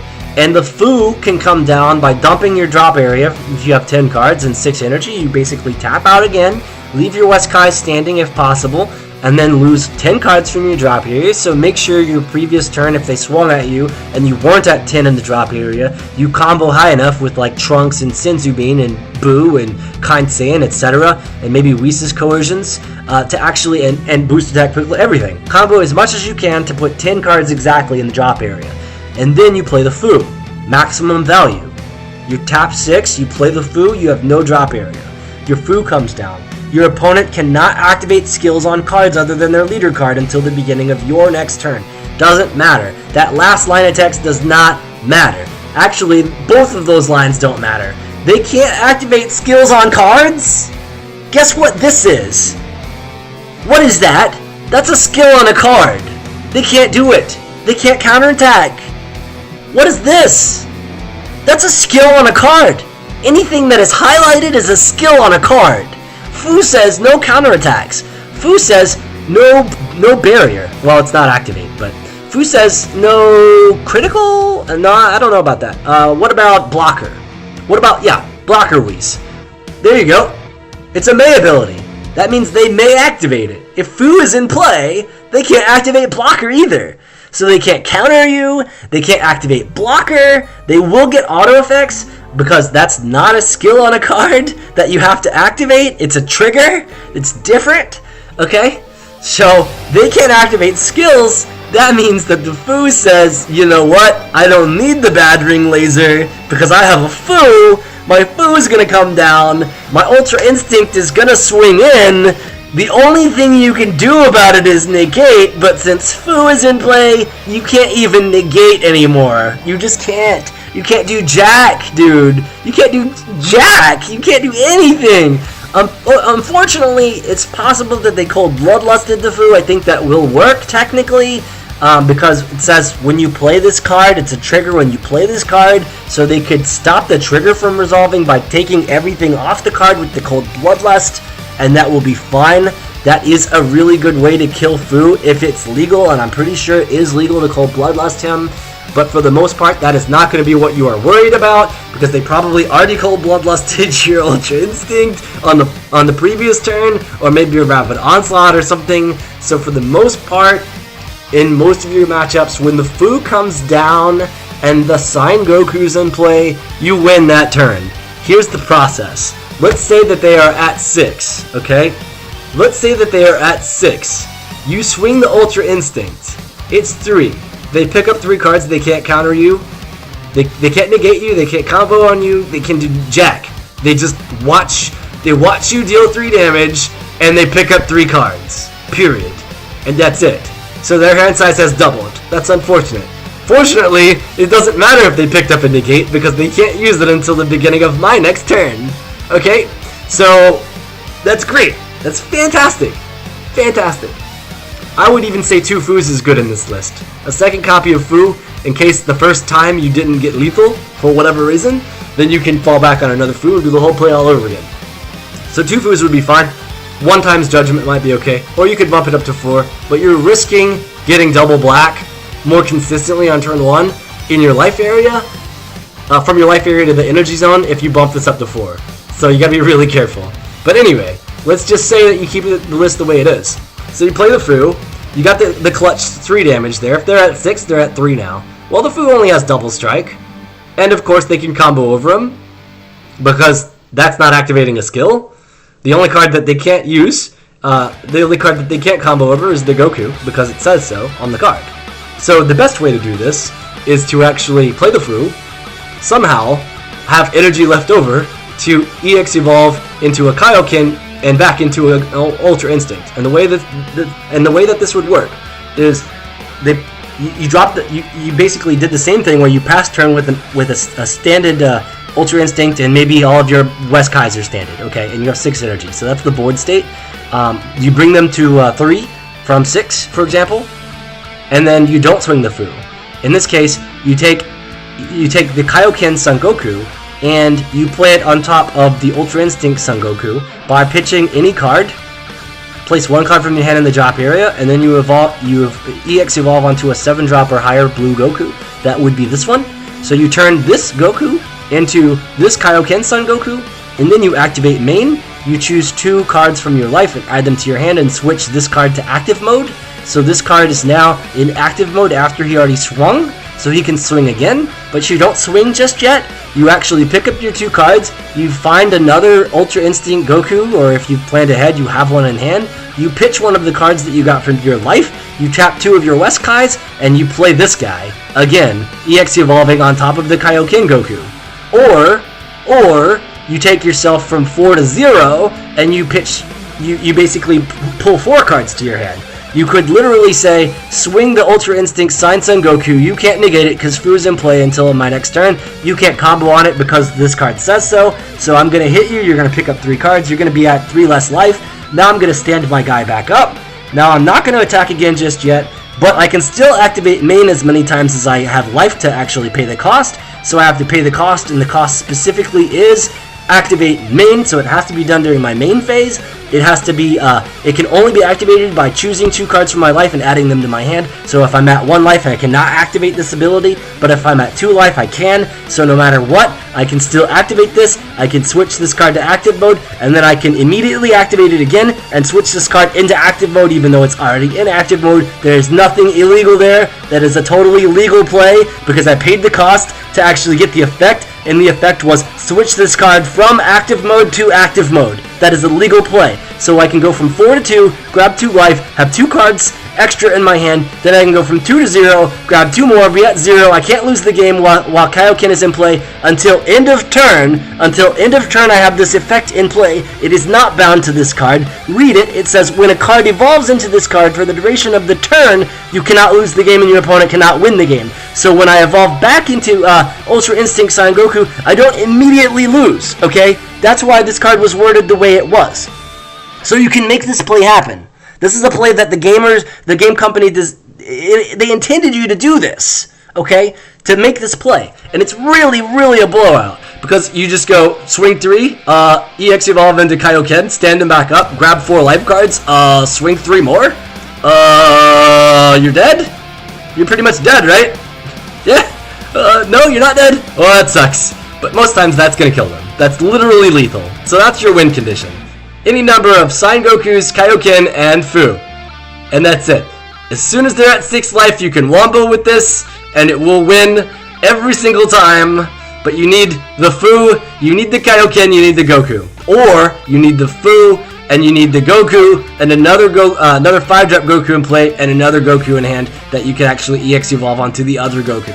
So if you have 2 Ultra Instincts stood up in the same turn, you got 6 damage. The Fu's not going to allow them to negate it. That's 6 damage. That's pretty much always going to be lethal on turn 3 or 4 in this deck because you've already pinged them a couple of times with their mighty attacks that you've played early game, and they've probably taken a life point of damage some other way with like maybe Tien Shinhan or some Kabo or something, some awakening condition that they might have. In most cases, when your Ultra Instinct is out, they are at 6 or less, and that is going to be game. That's going to be G fucking G. If it is not, then if you are lucky enough to have extra Gokus in play, you can just play your 3rd copy of Ultra Instinct and then do that, and that's 9, and that's going to be lethal. So that's a lot of different ways to win with this deck. The only card we really didn't hit home on was the Zeno, and so let's take a moment to talk about the Zeno play. The Zeno play. Let's say that you don't have the Fu. Let's say that you are pretty confident that your Fu is in your life area, and it might be the last card, which you won't see until the very end of the game. So maybe your Fu is not going to be a win condition for this match. How can you get rid of the negate? What is your backup plan to get rid of their negate if you don't have bad Ring Laser and you don't have like Cell Chain? You don't have anything to like pitch cards from their hand. Maybe you're not running what is it? Beerus? The Demolition Beerus? General of Demolition? Maybe you don't have that in the deck because it's a 7-drop and you're trying to be really consistent with your 7-drops. You could run 1-up Beerus and 2 Zenos, that's fine. But I like 3 Zenos. I like seeing this card. I would mulligan for this card and keep it in my opening hand because it's a blowout and it's less likely that I'm going to get this than any of my Gokus to go off with because I have ways to search my Gokus out and I don't have ways to search my God cards out. So yeah, so Zeno's really, really strong in this deck, and this is why. Because if I hit them with Triple Strike, the very first time I hit them with Ultra Instinct, they are going to double their hand size. They will always have more cards in their hand than you, no matter what. There's not been a game I've ever playtested with this list or something similar to this with any list that ran any number of Ultra Instinct Gokus in that list. There's never been a time where I've hit them with Triple Strike and I've had more cards than them, okay? So, I will always pretty much have less cards than them, and they will pick up 3 cards from their life. Since that is bad for me, and I do not want to pass turn and give them a hand size like that, what I can do is I can sit on the Ultra Instinct just like previously. I play it and I don't use it right away, and then when I have the 7 energy to invest into Zeno, then I use the Zeno. What happens then is I take my empty hand size and I make it a 5 cards in hand. Like my hand size becomes 5. So any 5 cards from my deck. Since I'm the one running the Zenos, I have more control over what's going to be in my library when the Zeno resolves, because I could combo with cards that I don't want to see. Like I could use the Objection and put it in the grave, in the drop area. I could use the Trunkses before I use the Zeno and make sure that they don't end up back in my library, because my hand and my battlefield will go to my library. So I can make sure that I use these so they don't go to my library. Any card that I don't want to be in my library when I have the Zeno play, I will try to use it. And as you can see, they're all 0-cost combos, so I can just combo away any of these cards, and then I won't have them. So for the most part, that's the best way to do it. And if I have a really sketchy hand where I want to pitch, for whatever reason I want to pitch this particular 10k combo card, that's the only one I would probably ever want to pitch, right?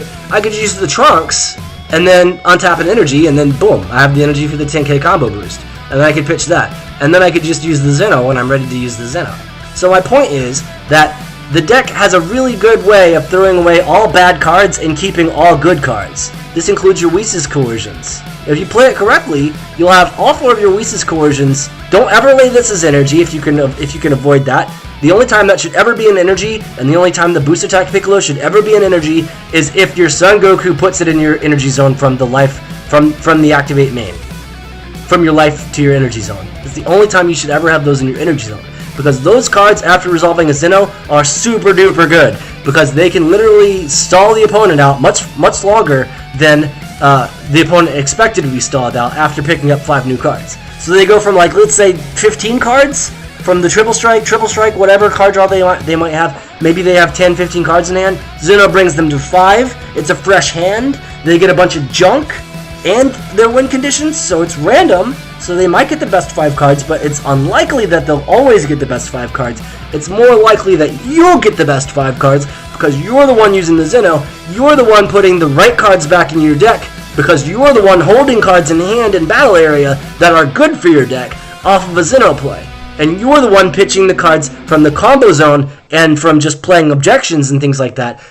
You could even use objection as energy, honestly. Like, that's a great energy to use in this deck. I would use it as energy and play the Westkais and put those in play. That's really, really strong. Objection only helps you on turn 1 in this deck. It does.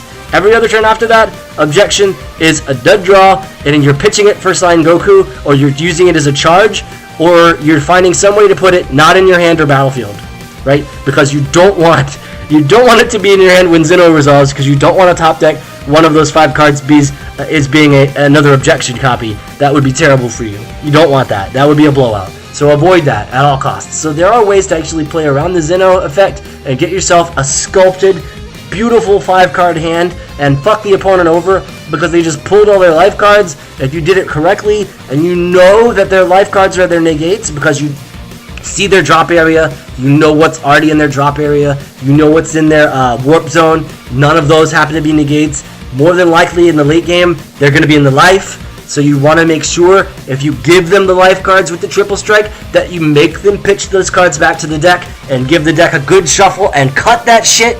Give it a cut and make sure that they are not getting 5 beautiful cards as much as you possibly can. Like, okay? That's the way you're going to want to play this deck for the most part. That's the way you're going to want to blow them out with Zeno. And then you have no board state but 1 Zeno in play, and they have a total board state. They have also no board state, so the only battle card in play when Zeno resolves is the Zeno. Doesn't matter what else is in play. It's just the Zeno. He cannot be cold bloodlusted. He cannot. He gets around indestructible, so Zamasu can eat a dick. All right. Zeno is gonna say, "I'm the only card in play. You're gonna pick up 5 cards, and they're gonna pick up 5 cards, and then they get to take their turn. Can they win? Maybe they can do some damage with 5 cards, but they can do a lot less damage with 5 cards than they can do with 15, and you've already got the triple strike. So in a manner of speaking, at the low cost of 1 extra turn, which this deck is already excelling and taking extra turns and time locking opponents, so you might have the extra turn to like be flexible enough to make this play happen. So at the low cost of 1 turn, keeping Ultra Instinct in play for 1 turn, not using him, you can untap, play the Zeno after giving them the 3 cards from their life, and then fuck their whole hand up. Fuck their whole hand up. And so you literally basically just did crit, if you think about it. Because all of the cards that they just got off their life are not in their hand anymore, right? They're somewhere else.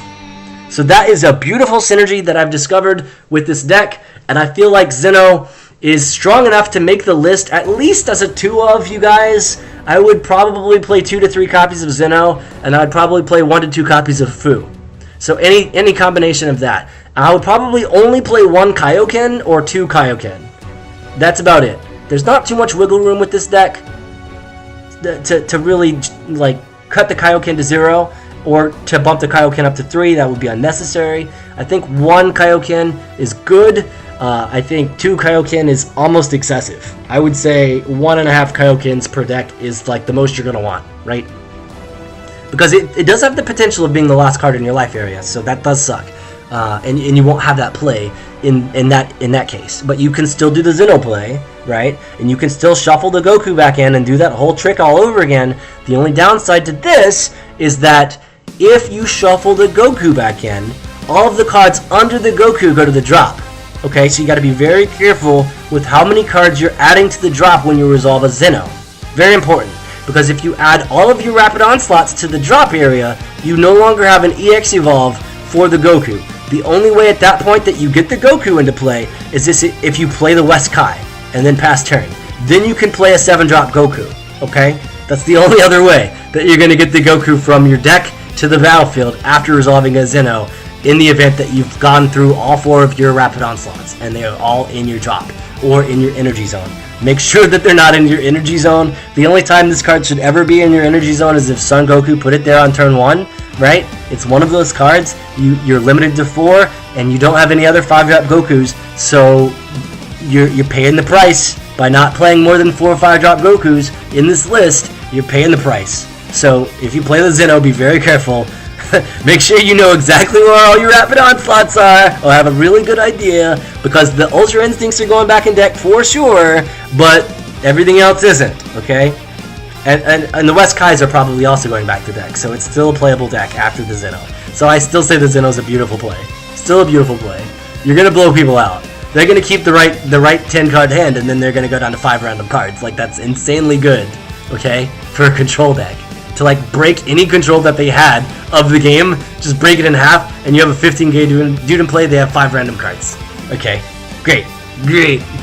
Zeno's gonna get there. And if you don't want Zeno to be in play when you play Zeno number 2, so you can thin out your Zenos in your deck, all you have to do is combo with him.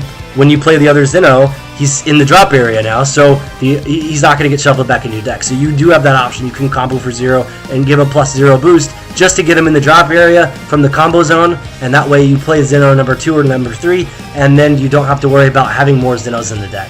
You could do that if you want, but I always like drawing into a Zeno after I've gone Ultra. If I've gone Ultra Instinct, like, I feel Zeno's a really strong card to draw on my following turn. And I could just hit you for 3, and then we could reset the game. And you'll be at 3 less life, and I'll be at probably more than that. And then I'll just do it again until the game's over. Or I'll get Kaioken, and I'll do it twice in one turn, because I'll just have the extra Ultra Instinct. And so it's just insane. And the food just locks you out of negating me, so if all you have in your hand is negates, then that's too bad. So the only other card I haven't really talked about in this deck is this Time's Judgment. This is a card I am trying out. I do think that giving myself the ability to sculpt my drop area is really strong. I feel like it's strong enough to justify playing Time's Judgment in this list, because I mentioned earlier, sometimes you don't want the Zeno in play. Sometimes when it's in play, you want to combo it out and put it in the drop area. What if you have 2 Zenos in your hand and you only need 1? Well, you can use the second one with Time's Judgment to buy the Time's Judgment card back and drop the Zeno in the zone that you want it to be in, which would be the extra copy of Zeno wants to be in the drop area, not in your deck. Okay? So this helps you sculpt your hand and your deck and sculpt your drop area. So every bad card at that stage in the game goes to your drop, and you get to choose what that is. And not only that, you're getting value in the form of getting this card back. That's the whole reason this card is cool, because it can buy itself back. But it's also cool because it can pitch cards to your drop. Like, it's cool in both ways. And in both ways, in this particular deck, it's very, very good, because it gives you the numbers in your drop to get the Overwhelm 10 in some cases. So there's just so many reasons to try out the Time's Judgment. I think it's going to be a blowout card. If it's played correctly in the deck, it's going to be really strong. If it's played, I guess if you're unlucky, it's going to be an energy, but not necessarily both of them will be energy. And if that's the case, you're going to really have a bad game. But that's very, very rare that you'll see 2 Times Judgments in your energy zone. And it's also impossible if you actually kept one in your opening hand. So think about mulliganing appropriately if you run this exact list. Make sure that you know how many black cards are in your library at all times when you play this kind of a deck with this particular leader, and make sure that you actually keep some black cards or whatever color you splash in your opening 6. That way, when you use Son Goku's ability, it's not possible for him to flip that particular card over into your energy zone because it's in your hand. You know where it is, so it's very safe to use his ability. Now that said, you don't have to skip your charge phase and do this ability. You could just not do this ability, but I think that if you're going to play this leader, you always want to do this ability, so you have to be very careful when you mulligan to grab the right 6-card hand to make sure you know at all times, as much as possible, where these bad cards are going to be on turn 1, because if they're in your life total, you're going to get screwed, okay? Like, there's a possibility of you getting screwed if they're in your life total. So just think about that when you start making tweaks to this list. I thought about it a lot when I put this together, and this is what I came up with. And I'm really comfortable with this list as it is right now. I would make very small changes. I would +1 the Fu, -1 the Zeno. Probably the only change I would make. I can't think of anything else. The Senzu at 2 is fine, you guys.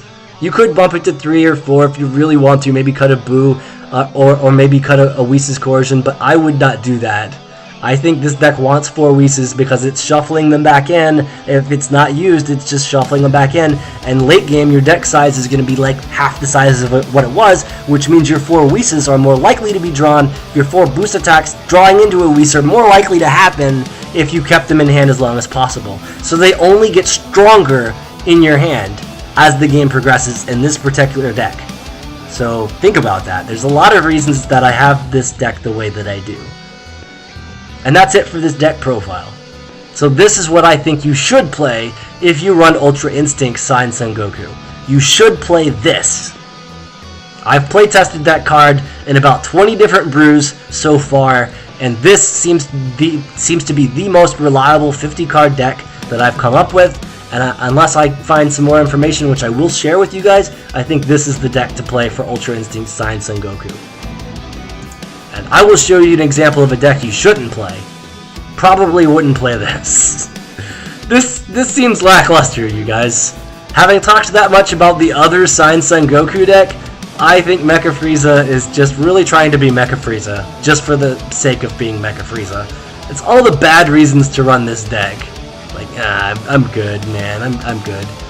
So last but not least, the deck that I think is going to be the most consistent winning deck that I'll be playing.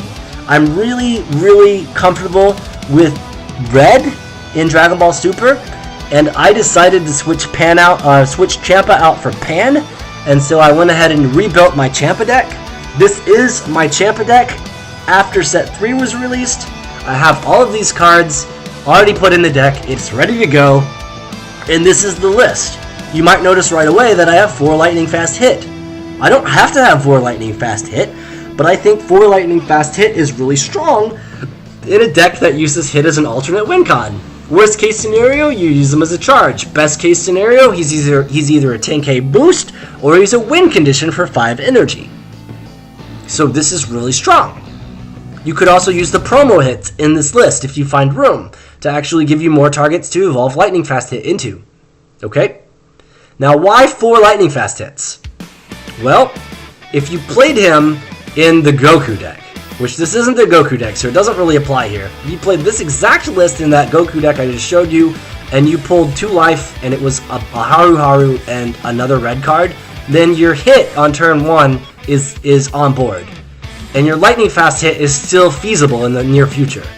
But on turn 1, if you did that, your Quick Rush Trunks is dead. This is why I use the hit and the Quick Rush Trunks, because as a shell of a deck, I like the idea of my turn 2 play being a colorless and a red, and also a red and a red. That way I have options. Having options on turn 1 and 2 to sculpt the board state is really good in this game.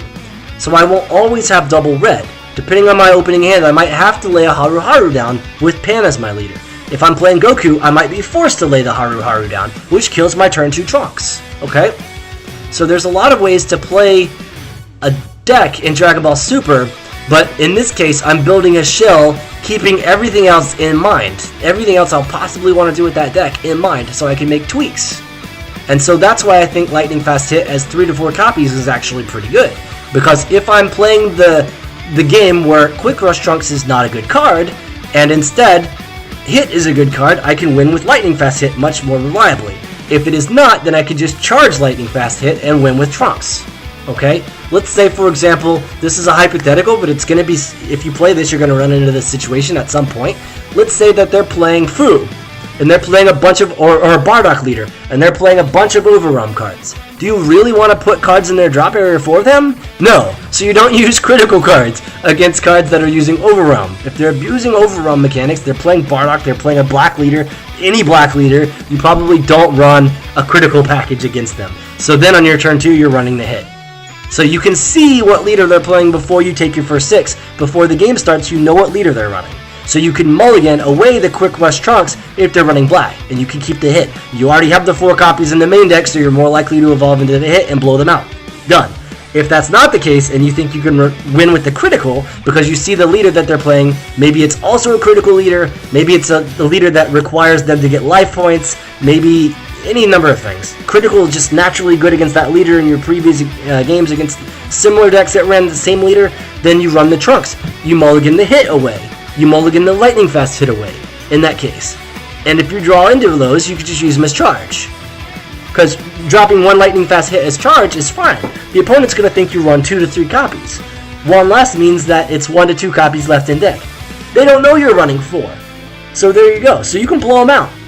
They will miscalculate the game drastically, expecting you to not ever run 4 hits when this deck could actually run 4 hits just fine. Okay? So that's the hit win condition. The hit engine is usually a 4-3 split or a 4-4 split. I would never go 4 and 2. No, because there are games where you're going to want to charge the lightning fast hit to bluff, or you're going to save the 10k combo, so you're not going to use it as an involved mechanic, and you don't want to go down to 1 copy left in deck because it could be in your life area, right? So 4 copies is juicy in this case.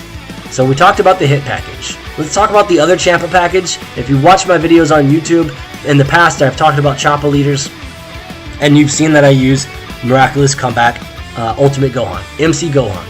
It's from the Champa deck, it's in this deck. This deck is trying to actually drop the hand size down as fast as possible and attrition out the opponent by using critical cards as battle cards. And then, when the hand size is low enough on your side, you use the MC Gohan play. And then, when the MC Gohan comes in, you get the draw off the pan, you bump the card size, the hand size up by 1 or 2 or whatever it happens to be. And then, you actually have a 6-drop Gohan in play that they can't deal with. You don't want to leave the MC Gohan at 2.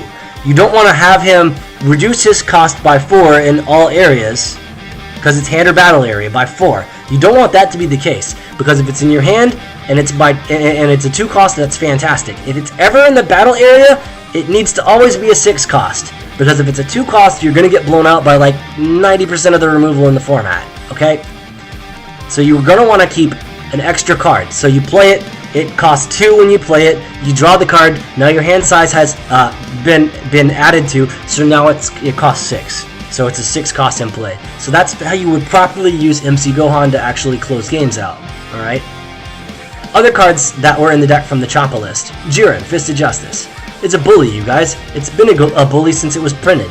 You should run this card. Any number from like 2 to 4 copies is really strong. I see a lot of people running 3. They're using a tricolor deck typically, or a dual color deck, and they run 3 copies of Jiren. It's very rare that I see 4 copies of Jiren, and it's also very rare that I see 4 copies of Lightning Fast Hit. But since this is mono red, that's a really good 4-drop to play. You might as well play it. You could use Chain Attack Trunks in this deck, but there's not too many really juicy 3-drops or 2-drops in the deck to chain into, so I feel like don't even bother using the Chain Attack Trunks. Just use the Jirens and get there that way, because he's a bully. He's going to be on the board for a few turns before he's dealt with, and they're going to waste a lot of cards dealing with him, just like the MC Gohan.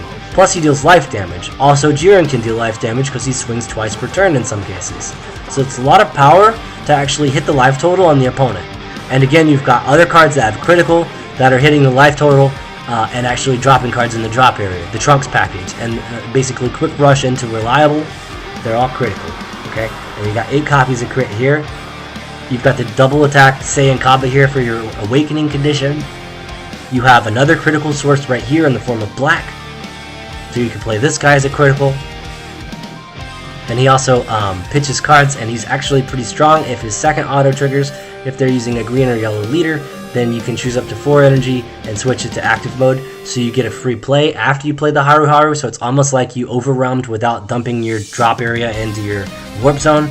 You still get the basically overwhelm mechanic plus 1 extra when you do this. So it's really strong against the green and yellow leaders out there, which you will see in this metagame. You will see some green and yellow leaders. You'll see Cell, you'll see Android 14 or whatever. You'll see some stuff. You'll see some stuff for sure that's green and yellow. If you don't, then you can side deck this away if you really want to, and put in like the other Majin, the Protector Majin, that affects red and blue decks. Or you could put in cards that have critical that are not either of those two, maybe other red cards that might have critical. If you can find any. I don't know of any other ones off the top of my head that I would play. So that's it for the Trunks package and the critical package. That's it for the old school Champa package, with the Kabas and the Jirens and the Gohans and the hits being your win conditions. We have the Furthering Destruction Champas here to do Double Strike, because Double Strike on top of Crit is really gross. So for 1 energy, you get a 10k boost in Double Strike. They're going to have to deal with that, or they're going to lose 2 cards from their life. that is huge for you. You can win games simply by doing that, because they'll just lose too much card advantage that way. You have some blockers in the deck. I would say bump this up to 3 or 4, because it's a really strong blocker for 3 energy. I would definitely play more than 2 if you find room, so maybe cut a hit and play another pan. I currently only have the 2 pans, so I just built it this way, and I think that's fine. 1 pan is enough, and I've only ever, like, the times that I've successfully beaten my opponent with this deck, I actually only needed 1 pan to do so, because they just didn't know it had blocker. And I mean, I showed them the card and they just forgot, or they didn't pay attention, and they didn't know it had blocker, so they saw that I was tapped out, and I just decided to block their attack with Fearless Pan, and they're like, well, pass turn, I guess, and I killed them. So it's a blowout card, so you want to play some number of Fearless Pans between 2 and 4 in your deck, pretty much. So that goes over most of the cards in this list, pretty much all of them.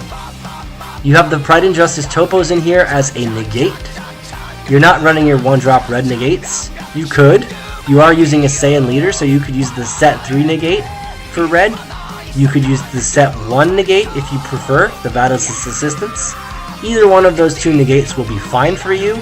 Standing up a dude like Kaba, for example, with Vados' Assistance and negating the attack is really strong.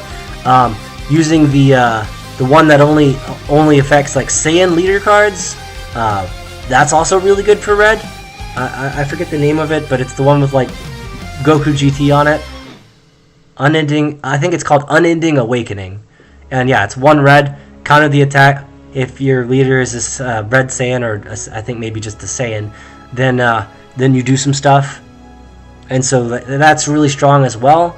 But I think Topo for now, I told all of my friends that I wanted to play this card because I really like that character in the anime, and I just want to play him. I want to basically slam him down and say justice and do like a Pride Troopers pose like every time I can possibly have the opportunity to do so. So that's my counterattack. It's unfortunately 2 red energy to do this, but I have enough bullies in play that I could just play them and untap the next turn and keep bullying people with a bunch of untapped energy and keep cards in hand. So I feel like I have a bunch of 10k combos to sit on, plus cards in hand, plus untapped energy after I play like a Jiren or a Kaba or a Trunks or a hit. So I'm in a good position. Even the MC Gohan, I'm in a really good position to just sit on the Topo and sit on the open red energy, and then when I finally need to do it, I tap the 2 red energy that I've been sitting on and I counter the attack. Done. I counter the attack, and then boom, they're blown out, and now I have a Topo in play, untapped. Let's go. Justice for everyone. Right? And then of course he's reduced by 2 when the permanent says he's reduced by 2, so that's why he's a 2-drop. Basically, one of you guys is going to be a 15k power leader card at some point in the game, and it's actually quite fast at getting to that number in a deck like this. So I feel like this is a really good 4-of to run. I would probably play some number between 2 and 4 of Pride and Justice Topo in this deck because I really like him. If you chose to run other negates, like let's say you're using more black and you're using the black negate for whatever reason, or you're running the Saiyan negate for red, you could do that. Then you probably don't need 4 Topos, you probably only need like 2 or 3. So then you could go, I wouldn't go more than 6 negates in any deck, like any deck ever. I think I've only ever seen 6 negates ever run in any list. I think Red Blue Champa at one point ran 8 negates, but I'm pretty sure that the guy that built that list was super duper high, and he didn't realize he had 8 negates in his deck. 6 is max, you guys. Some number between like 3 and 6 negates is a comfortable number. So any combination of cards that negate attacks, 3 to 6 copies is really good. So 4 Topos is fair for this deck. And I think I'm going to play it and then decide whether or not I want to make changes. But for now, it looks really juicy. And it's real easy to change this shell since everything is a 4-of for the most part. I can go +1 on, or +2 on the Fearless Pans or whatever I need to do. I've got like a boat of every single card that I run as a 4-of except for the last 2 cards to make it 50. Because 48 would be like all of these 4-ofs, 48 cards, and then 2 more. So you can do any changes you want. You have a lot of flexibility with this list. And the only other things that I haven't talked about yet that I want to talk about really quickly, I didn't really talk too much about the the reliable Trunks, but basically it's a draw card, right? And it boosts the power, so it's similar to Pan. You play it with Pan. It is a starter deck card, I believe. No, it's not. It's actually a rare.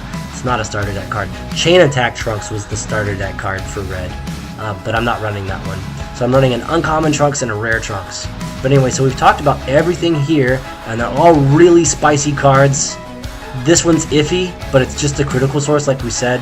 So you're going to side deck this out if it doesn't help you on game 1, for sure. But the last 2 cards to talk about are kind of low-key hidden OP cards. Let me show you Giru first. You're going to look at this card and realize that it's exactly like the other super combo for red. It's exactly the same thing as the other super combo for red. What is different? Well, what's different is it's a Giru card. It counts as a Giru. That is Handy Giru. He's a Giru. He's a machine mutant. His card name is Handy Giru, but his card type is Giru. Creature type is Machine Mutant, and he's from whatever saga that happens to say there. But the point is that he's a Giru, which means that when we bump over to the Grand Tour Spaceship, this card can find that card, because it's a Giru card, okay? So when I first ran this list, I didn't have Handy Giru in it, and I put in my original, I figured there's no difference, I put in my original super combo cards, and then I ran 3 Grand Tour Spaceships in that list, and I don't know what else I changed. But whatever the case was, I was like, 3 spaceships, and they're really only going to get Trunkses because I don't run Son Goku GT, and I only run a few Pans. I think at the time I didn't run any Pans, so it was really just getting Trunkses out of my deck, Trunks GTs, and it's like, well, that's lackluster. Let's see if we can pimp this out a little bit more. So I went ahead and put some Pans in, and I put some Girus in, you guys. I swapped the super combo out, and I was like, this is genius, because now my spaceship for 2 energy can go get a super combo card, and I can super combo. So that's really, really good. So that's why I play those cards the way I do, and that is the entire list. So feel free to make changes. Let me know what you think about my lists here. I'm really proud of this Pan deck because I was very excited to play Pan, and I was very excited with my Champa deck, my red-blue Champa, my red-blue-yellow Champa, and when this set came out, I was just like, I know what I'm going to do. I have an idea how I'm going to change this up. So, I mean, I got all the cards for it that I need, and I'm very happy with the way that it turned out so far. So that is it for all the decks that I've built so far on ShenronsLair. Shout out to ShenronsLair for actually being a really cool website and a really cool tool for Dragon Ball Super community to actually get together and put their lists together, make videos like this for YouTube or whatever channel they decide to put them on, Twitch, whatever, and, you know, just actually brew up these deck designs. It's a really cool website. It's fantastic.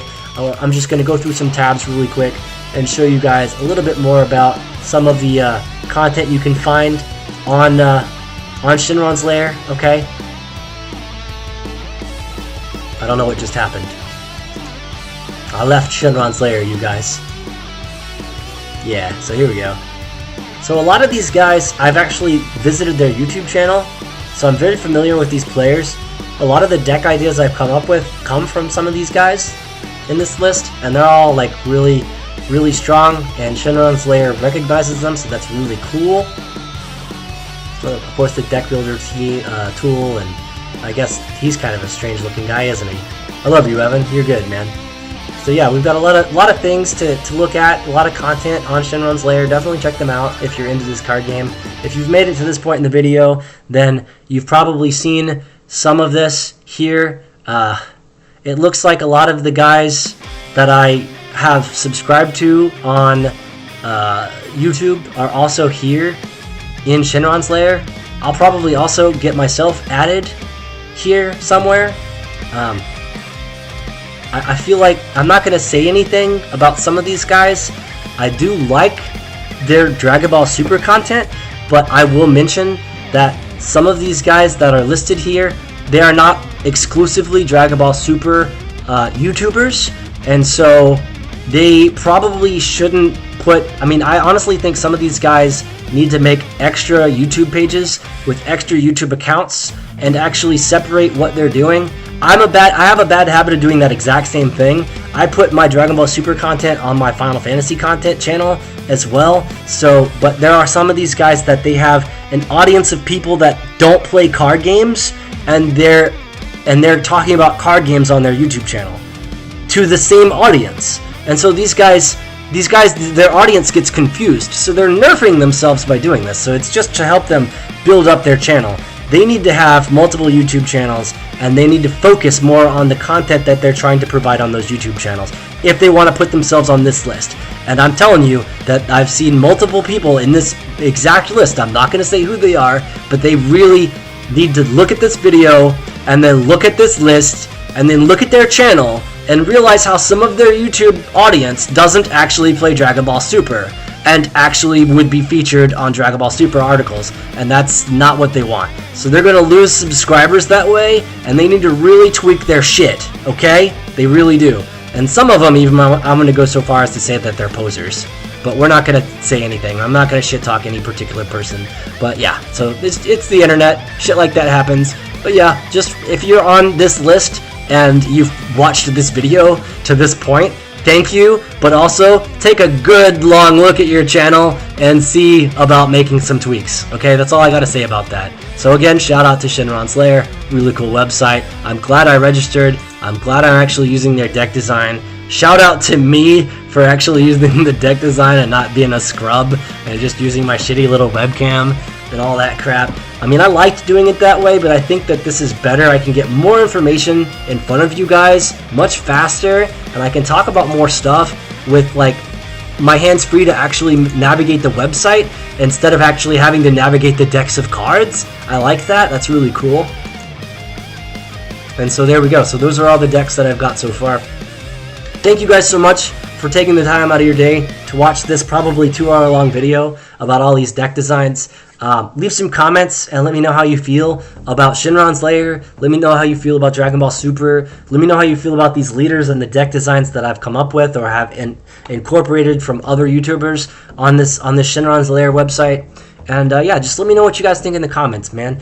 Give me a like or a dislike if you don't like the content. I'm trying really hard to make unedited videos for you guys. That way I can make more videos about more content and spend less time editing. I don't have a professional editor to edit my stuff, so my videos happen to drag on and be quite long, and I'm sorry about that, but I'm able to actually produce more content that way for you guys. So I try to keep it real and try to like get to the point with everything that I'm trying to do in my videos, and I try to refrain from rambling, but it tends to happen for me, and I'm sorry about that. I'm sure I could cut a lot of stuff out of this video for you guys, but I don't have the time to do so. So I hope you enjoyed the content from start to finish unedited, and I'm looking forward to some feedback to let me know how I could make my channel better for my audience. So give me those feedback comments, and I will see you guys in my next video. And that's it for this one. Thanks for watching, you guys. You've been great. We'll see you around.